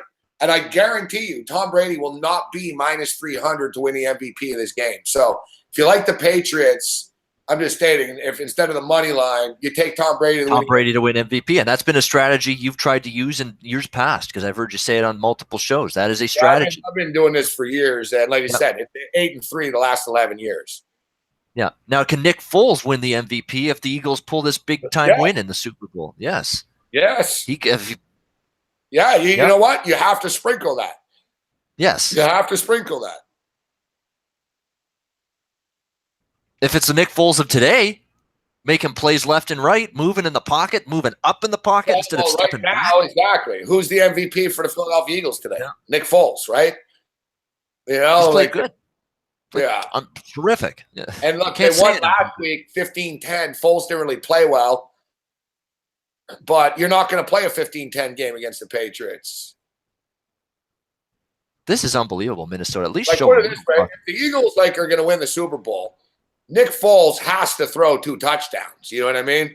They're not just going to grind it out and beat the Patriots 38-7 like this. The game's not in Philadelphia. No. We can't. That's the thing with this, too. We almost have to, take a step back, Babano. And like somebody said earlier in the chat, we all remember what we saw last all the time. And we just saw New England sort of struggle, and now we're seeing Philadelphia kick the shit out of these guys. We can't forget that this game is in Philadelphia and that they're fucking 15-3 in the last 2 years at home. Yeah, they're not the same way. Yeah, we can't forget that, So, we almost need to, take a deep breath and let a day or two settle in and, re-gauge our opinion on the game. But I hate the fucking Patriots with a passion. I don't even think they're that good. Fuck. I've been saying all the time, they're fucking beatable, this team. And I lost money on them today, fucking backing them. So I don't trust the Patriots. I really don't. I don't trust them. I'll tell you that. If it's 7 points, hopefully it goes up from the 5.5. Yeah, my initial gut reaction is Eagles plus points, but because, again, the Patriots have not pulled away when they've won these Super Bowls. They've won them all one-score games, every single one of them. No, not one by more than 6. We saw the Patriots today had a hard time stopping the smash mouth run game. They did, yep. The Jags were lining up and pushing them off the ball.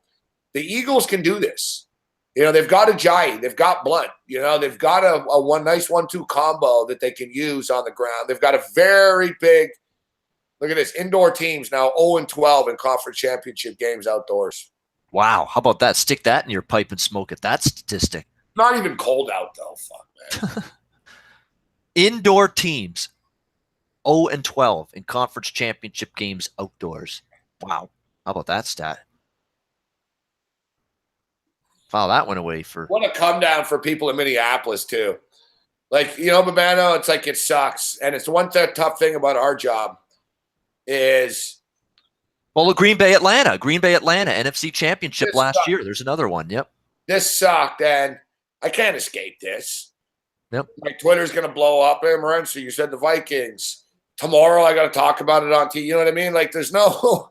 Yeah, I know. We got to own it. We got to face up to it and own it. Yep. A lot of people, if you're just a bettor, you guys, tonight after this show, you can say, fuck this, and you can watch The Walking Dead or something. You know what I mean? Yeah, exactly. I remember before, I used to hate it. I don't watch the replays, and I like to, I'm not going to lie. When this show's over and we're done, I'm not watching ESPN all night, Babano. You know what I'm saying? I don't want to see this. What am I going to learn?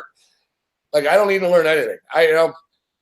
I'm going to fucking accept this like a man tonight. Tomorrow, Talk about it. Recap this bullshit, and then Tuesday it's Super Bowl and on. Like, this shit's dead. But think for the people of Minnesota. They're so close to the Super Bowl. They could be in the Super Bowl. They fucking get fucking smoked. They roll over and quit like the bitches they are. And now, people in Minnesota have to have Eagle fans roll into their city all week. I know. How about that? Fucking bars and fucking Patriot fans fucking there. We sent your asses to oblivion. Suck like on that. Hosting a party. It's like you're hosting a big party and your fucking chick leaves you 2 minutes before the party and then shows up with a bunch of other dudes out. Like, you know what I mean? Like, it can't get any worse if you're in Minnesota now. Everyone just lost their money on a game. Scalpers are like their ticket sales just went way down. Their fucking life sucks in Minnesota right now. It's cold and dark. They got to go to work all hungover tomorrow. Their team sucks. And now they're going to have all these fans of these two teams rolling in and rubbing it in their face, and the Super Bowl's right in front of them for the next 2 weeks. They can't escape it. How about this if you're a Viking fan? Man, life can be cruel. It is. How about if you're a Viking fan, you're going into your local bar, you're going to watch a T-Wolves or a Wild game this week, and here's an Eagle fan flocking into town for the Super Bowl saying, hey, buddy, nice game on Sunday. We sent your ass into oblivion and ended your season, and now we're going to take the damn Super Bowl in your city. How about that? How about that? Suck on that. Yeah. A lot of Eagle fans that were big dickheads from Minnesota today better watch their back in Minnesota. There's going to be Eagle fans fucking in a bar running their mouth and shit, and a bunch of Viking fans clock them, because now there's the power in numbers. And the Eagle fans that didn't go to the game in Minneapolis, they're not the crazy Eagle fans. Crazy fans don't have money. That drunk guy that you saw with a busted nose earlier in the day, Babano, he ain't going to the Super Bowl. He doesn't have $3,000 for a ticket. So, it's going to be a funny dynamic, but it just sucks for fucking people in Minnesota. Like, they got to really eat this for the next 2 weeks. Listen, if your team's out, it's like, whatever, fuck, it's over. I'm not paying attention. You know what I mean? It's done. And they can't escape it. Their entire city is going to be a police state. They're going to hate They're going to hate this in Minneapolis. Dude, the Super Bowl comes to your town. It's terrible. Especially now, it's even worse. They're going to have to live with it. People going to work downtown are going to have fucking FBI on their ass and Secret Service everywhere, and there's snipers everywhere. You know what I mean? Like a common guy that smokes a spliff on the corner fucking outside of work won't be able to do it because there's going to be fucking state troopers outside. Like, it's a police state. The town is going to get shut down, and they're not in the game. It's just, I'm telling you, it's going to be 2 weeks of misery for people in Minneapolis. Drew Zilla in the chat saying Brock Lesnar is going to mistake them for deer. Brock Lesnar, I could see it totally, Drew.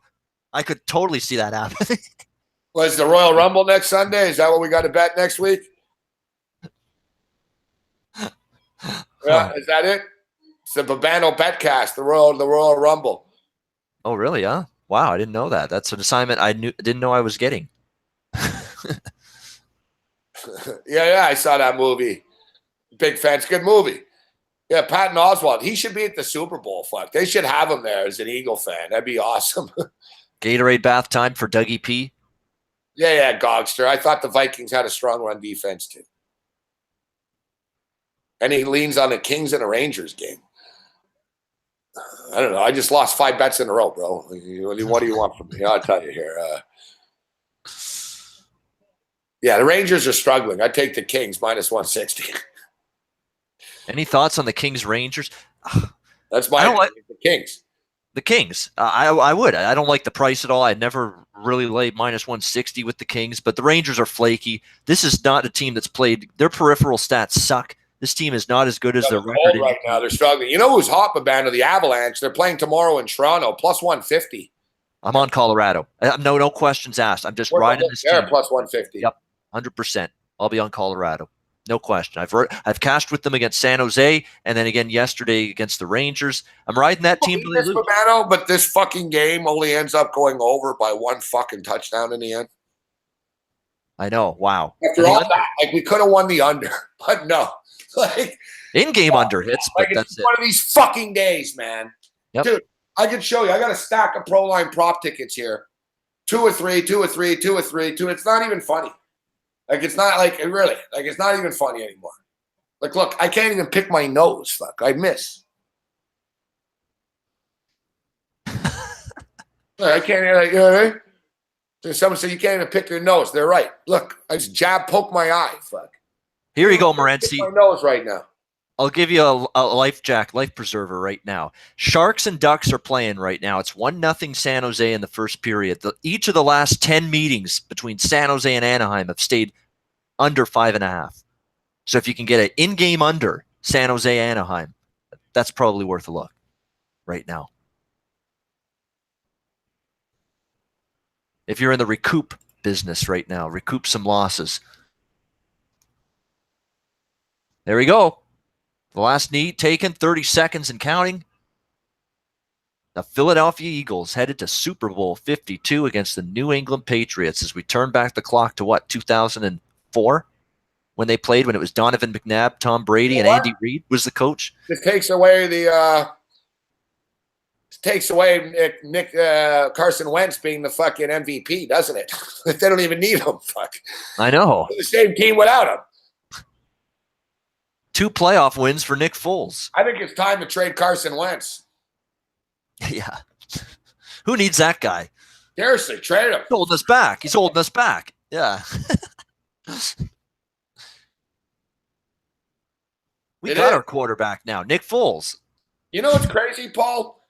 But when the year started, when I did my Super Bowl picks, there's a video out there. I did it. I said, I bet you the Super Bowl is a rematch. I said, it's either going to be Atlanta or fucking Seattle against New England. Little did I know it'd be another rematch. Philadelphia. Wow. Good for, well, what were the numbers for Foles? Something like 352 passing? Wow. The degenerate Dean congratulates you for not being too cringy. By the way, before we wrap this up, I got to give a cheers and salute, as Big Man on campus says to Donnie and Big Man. This was obviously a glorious day for you two guys. Good friends. Salute. Cheers. Congratulations on a Philadelphia Eagles Super Bowl appearance. We'll see what they got in them against Tom Terrific in a couple weeks. Salute, guys.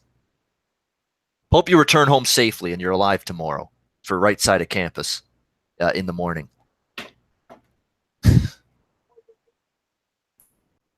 Babano pounding the mugs back. Yep.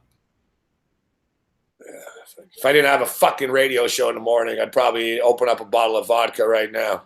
You'd pound some back too. Hey, you got Who Ruined Your Sunday to do tomorrow at 2:00. Game time decisions. I wonder who that candidate could be. Yeah, that's going to be a lot of fun. It's not going to take a genius to figure out who that person that ruined your Sunday was today. Or people, I should say. That's what Brian Burke says. Beer isn't drinking. I'll agree with that. Yeah, you got to go into the hard stuff, the Jack Daniels and the 40 Creek, and that's hard drinking right there. Yeah. Whiskey. Lucas. Refs ruined my Sunday. No, it's not the refs, Lucas. I have no one to blame but myself. Who am I going to blame here? Like, who can I blame? Vic Knowles in the chat. Very creative. Good name. Like, whose fault is it, like, in this Viking game? There's no one's fault. The fucking the Eagles dominated them. It's a shitty pick. It's a bad bet. Shitty fucking pick. The over 4.5 field goals obviously was a shitty fucking pick. And tomorrow morning and across the landscape, you're going to hear Skip and Shannon and Stephen A. Smith and Colin Cowherd and all these turds talk about their take on the game. If I hear a single take saying Minnesota lost because they were hungover and a letdown from the win last week, the last second play against New Orleans, I don't want to hear that. They just got outplayed. They got out-toughed. They got out-physicaled in the trenches. The play calling was better. The execution was better. They were better prepared for this game. It's got nothing to do with a hangover from last week and the euphoria of that win. Just got beaten by a team that played better. That's what happened. Exactly, Ty Rich. Whatever, fuck. I'm not sitting here, this and that. Listen, I'm disappointed that Minnesota played as poorly as they did. Like, just a pathetic performance. Like, that's the thing that gets me. I can handle losing. Fuck. God knows it's happened before. I can handle losing a bet and a game and shit. It just angers me when the team just fucking doesn't give us a good effort, Just, I don't know if it's an effort thing or it's just a word. We just got fucking our clocks clean thing. Is it an effort thing or yeah? There was no. They quit midway through the second quarter, Babano. Like, they just roll. Look at them. Like, the highlight. Look at them. They're just all standing there. Oh, boy.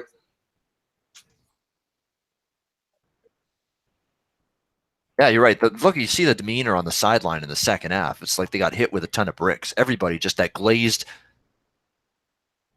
deep stare into the distance, like, huh? I know. And they Kovacs fucking Vikings looked so good early, Babano, when they scored 7-0, and 5 minutes Philly looked all rattled and shit. It's like, I know. It's like, wow. And it was all downhill from there. They didn't score again. The very first drive of the game was Rudolph from. I'd rather lose a close game, Dale, because at least if I lose a close game, I don't feel like an idiot for taking the team. You know what I mean? Now I feel like a fucking idiot for taking the Vikings. Well, it's never happened. A home team has never hosted a Super Bowl, so it just doesn't happen. It's amazing, Babano, even in the CFL that you follow closely. There was 8 teams in the league forever, now 9 teams, and it rarely happens in the CFL even where the home team plays in the Grey Cup. It's fucking bizarro world. Yeah, Shermer play called today, Ace Farmer, like he was already in New York. You're right about that. That was not a good display by him today, and he's actually done a good job this year for the most part. Not today. No, I'm not shaking. I'm a little angry, I can't lie, but I'm more disappointing. I just did not just stick with the easy, simple, easy winner with the 2-team teaser. That was as easy as pie, that one. That was my shining moment of the day, betting-wise. New England Philly teaser. But I really like that. At least that was a bigger bet for me. The props, though, really hurt. Like, we didn't get anything in the field goal props in the Minnesota game. That really hurt. Not even to get the long field goal. The whole thing's fucking frustrating. The whole day, the whole weekend, the whole week. And now the prospects of having to make it up with NBA, NHL, and college basketball now moving forward. Football is quickly coming to an end. One football game left. That's it. And then see you in June when the CFL starts again. We got the Senior Bowl next week. Oh yeah, you got your All-Star games, your Pro Bowl, yeah, coming up as well next weekend. Is the Pro Bowl next week too? I think it's next weekend. Yeah, it's usually the week between the championship games and the Super Bowl, so that should be next Sunday. Stupid fuck. Should have done it after like they used to. They fuck everything up. Yeah, next Sunday, 3 p.m. Yeah, NASCAR, Daytona 500 around the corner. Yep. AFL footy starts soon. Oh, no, not till March. What else is soon? Something else was around the corner. Spring training's going to start in a month. Oh, yeah, baseball in about, yeah. Well, you know what? The XFL, supposedly. The XFL has a press conference coming. Vince has a press conference on the 25th, I think. I want to see XFL back. The NFL needs to get a little push going here against them. Yeah, we got the Olympics are coming up around the corner. That was it, the Olympics. Yeah, Pyeongchang, Winter Olympics, yep. The Olympics are in like fucking 3 weeks, 2-3 weeks. Oh, by the way, guys, breaking news. We're going to do Olympic hockey videos with Natalie Rydstrom this week. Me and Natalie doing a video together for the first time. Talking Olympic hockey will be a lot of fun. Looking forward to that. Oh, and Conflict Diamond, our horse is back February 1st. We're running in 2 weeks. 2 Thursdays from now will be a Woodbine.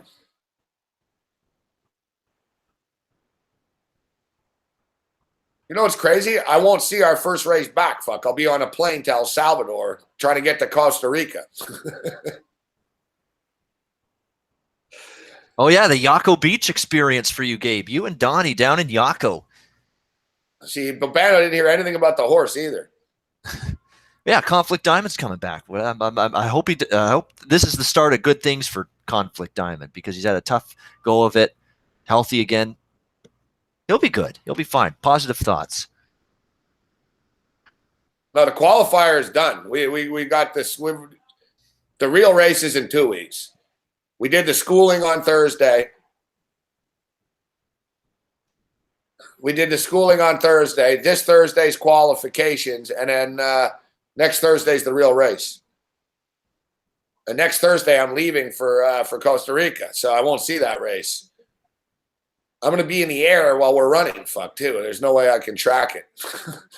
When I land in El Salvador, the first thing I'll do, I checked out the El Salvador airport, too. Supposedly they have Wi-Fi. We'll see.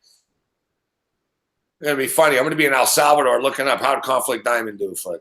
Yeah, now that we know that the Eagles are in the Super Bowl, we'll have to get Donnie Rightside ready to go for that Betcast in Yaco Beach with we got to have some tranquilizers ready, some nitroglycerin pills at the ready for Donnie. We got to settle him down that day. Get him ready. Red Bugler, may Red Bugler pass and rest in peace, but no, we don't know what number he's racing in yet. We'll know the day before. Or 2 days before, you know that. Red Bugler passed away. You had a little rivalry going with him, but that's still sad to hear that. Red Bugler passed away, unfortunately. Yeah. Nice horse. Too bad. They ran him too hard, man. We said it, fuck. Every week, fuck, man. We were like, holy shit, Red Bugler's back again? Everyone in the barn said, too. They're like, man, this horse is fucking gassed. But the thing is, the horse kept winning. Yeah. So they couldn't stop running him. I understand. And Red Bugler had some health issues over the last couple of years. He was out for a year, but he died suddenly. Like basically he died like training on his own. So at least he died like a peaceful death, you know what I mean? Like he was basically like he was fine. They ran him in the morning, he was fine. And they went back and they basically saw him. He fucking collapsed in the field. Like he was during the day, these horses sort of just grazed on their own and shit. He expired. You know? He had a good run. He was 11 years old. Like he was up there. He was getting old, but horses can live to like 17 and shit like that, but he ran a lot, that horse, you know? Yeah. He gave it a go. He gave it his best. We looked at Red Bugler, yeah. Our horse, Conflict Diamond, is 7. He might be on to 8 now. He's like 7.5, 8. So our horse is still sort of young for this scene. He's got some good days ahead, Conflict Diamond. I have a feeling he's certainly going to be rested and full of energy. You would think when he hits the field. No, he is. Supposedly he looks really good. He's burning it up, but we're going to sell him. It's been a grind, man. This is the reason why I'm broke right now. Nobody stepped up. The other partners haven't stepped up. I've had to shell out like $3,600 to keep this shit floating here. So when the horse comes back, you know, hopefully he wins and we run him a few times and somebody buys him. So I get my fucking money back and then we can distribute the rest of the money back.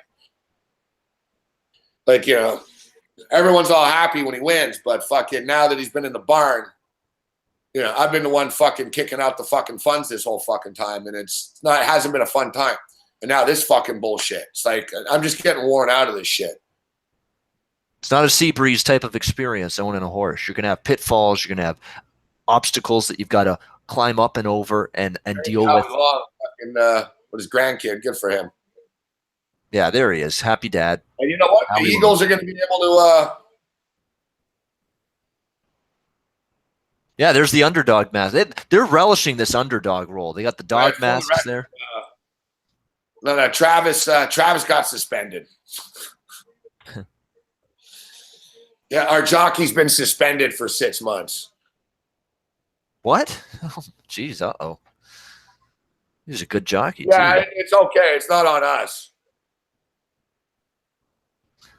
Like, he never did anything with our horses, but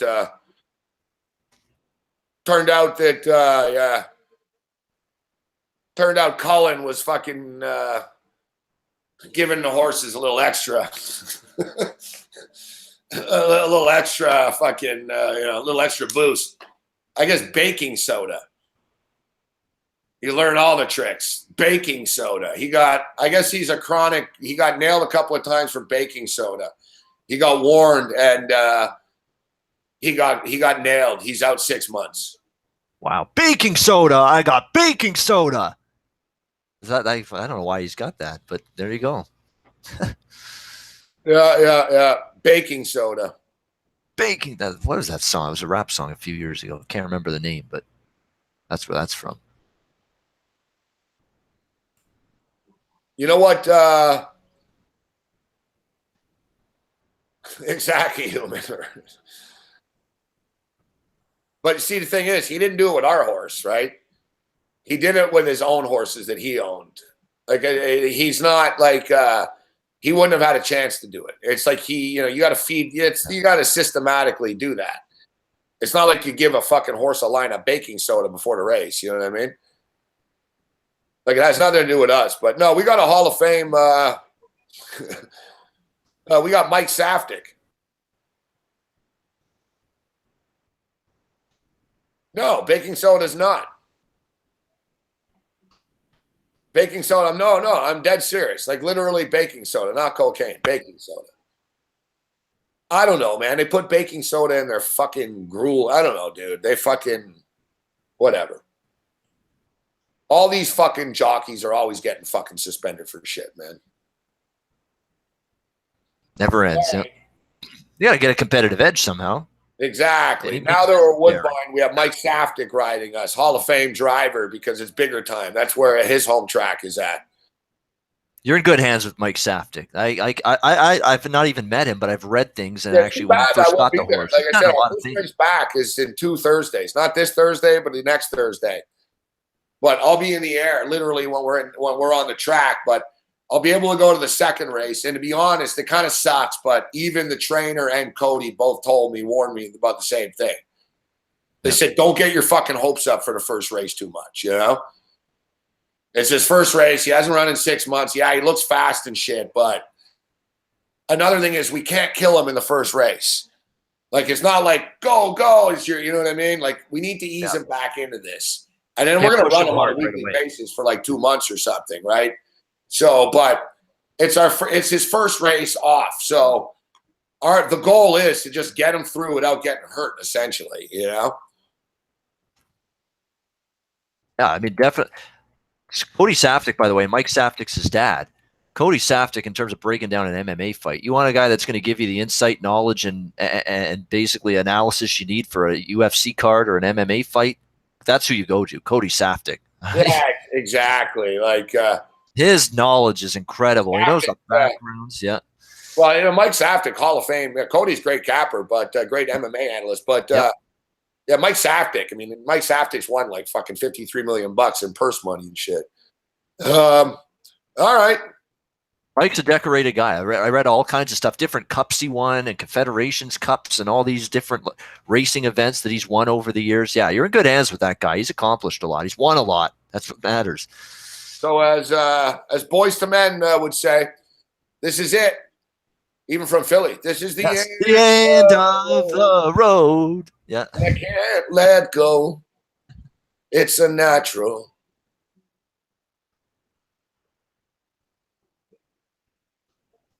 All right, Babano, good stuff tonight. Great stuff, Gabe. It was a lot of fun. Listen, at least you hit a teaser. Yep. I wish it would have been under better circumstances and we both would have crushed this, but we didn't. It is what it is. We move forward. Super Bowl 52. Can't wait. Doing a Betcast from Costa Rica. Me and Donnie Rightside from Jacko Beach, Costa Rica. We'll be with you on the Monday Night Meltdown tomorrow night. When's Ice Guys coming up next, Babano? Tuesday, 9 a.m. Eastern, next episode of the Ice Guys. I'll be doing some Olympic men's hockey previews and futures look videos this week, too, with Natalie Rydstrom on the SBR channel. So that's going to be a lot of fun, too. I'm looking forward to that. Good stuff. Good stuff.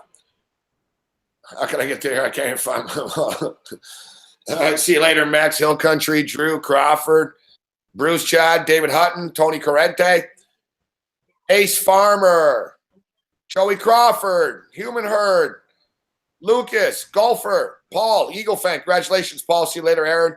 Eric LeDuc, everyone else in between. Degenerate Dean, Reckless.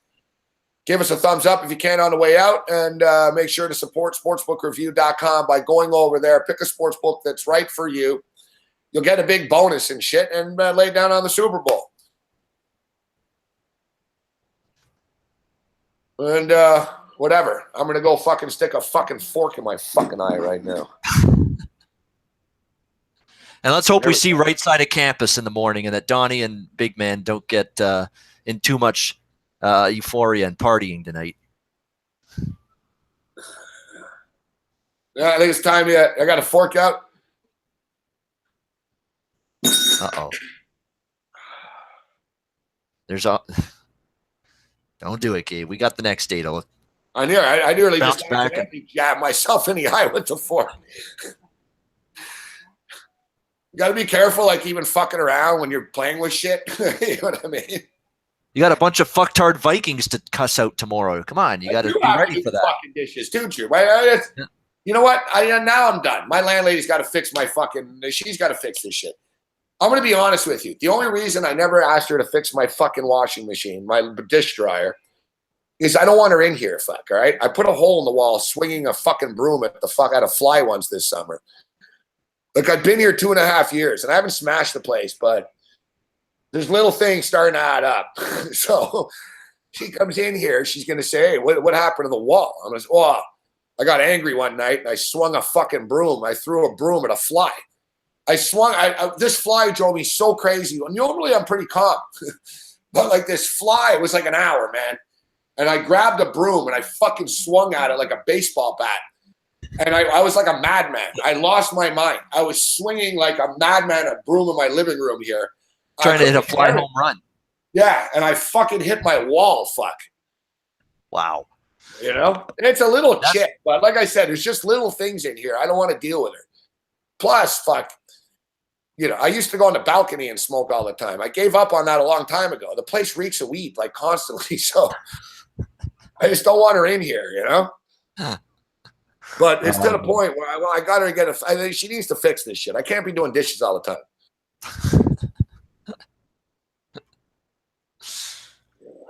Yeah, what is she doing? What exactly is she doing for you in a positive manner right now? It's not even a hole. Look, it's very small. It's just a chip. It just bothers me.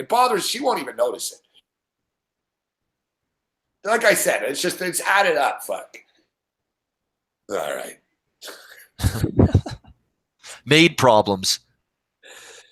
Condo problems. What I do, Joey Crawford, I always go on trips. So I went on last time I went on a trip, I was gone for 4 or 5 days. I left all my windows open and everything. And, you know, it was fine. I aired the place out. But the second I got back, 10 minutes in, I smoked a spliff. It was like Montreal. It was the first time I went on the road. I went to Montreal. My place reeked. I was like, man, I got to air my place out. It smells like smoke and weed and just fucking dirty socks. And like, I got to air it out. So I fucking leave everything open. I swear, in 5 minutes, I'm back on New Year's Day watching bowl games, blazing weed in here again. All right. Anyways, fuck. I got a lot of problems, man. That's just what Gabe's trying to convey to all of you. There's a bunch of issues rattling around in my brain right now, and only I can understand them and appreciate them. That's the gist of what he's saying. Yeah.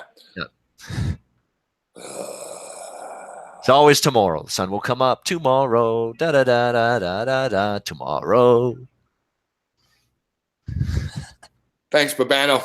The positivity. Yeah, you got to be like Gil on The Simpsons. As long as I have it tomorrow and a cup of coffee tomorrow and a cup of coffee on the calendar, we're good. Exactly. Yeah. Gil's homeless right now. All right, we got to get out of here. Big man, Donnie, congrats one more time. Good for you guys. See you later, Human Herd. See you later, Babano. Have a good one. See ya, buddy. Good night, everyone. Thanks for watching. May the winners be yours, everybody, because they sure as fuck weren't mine. Later.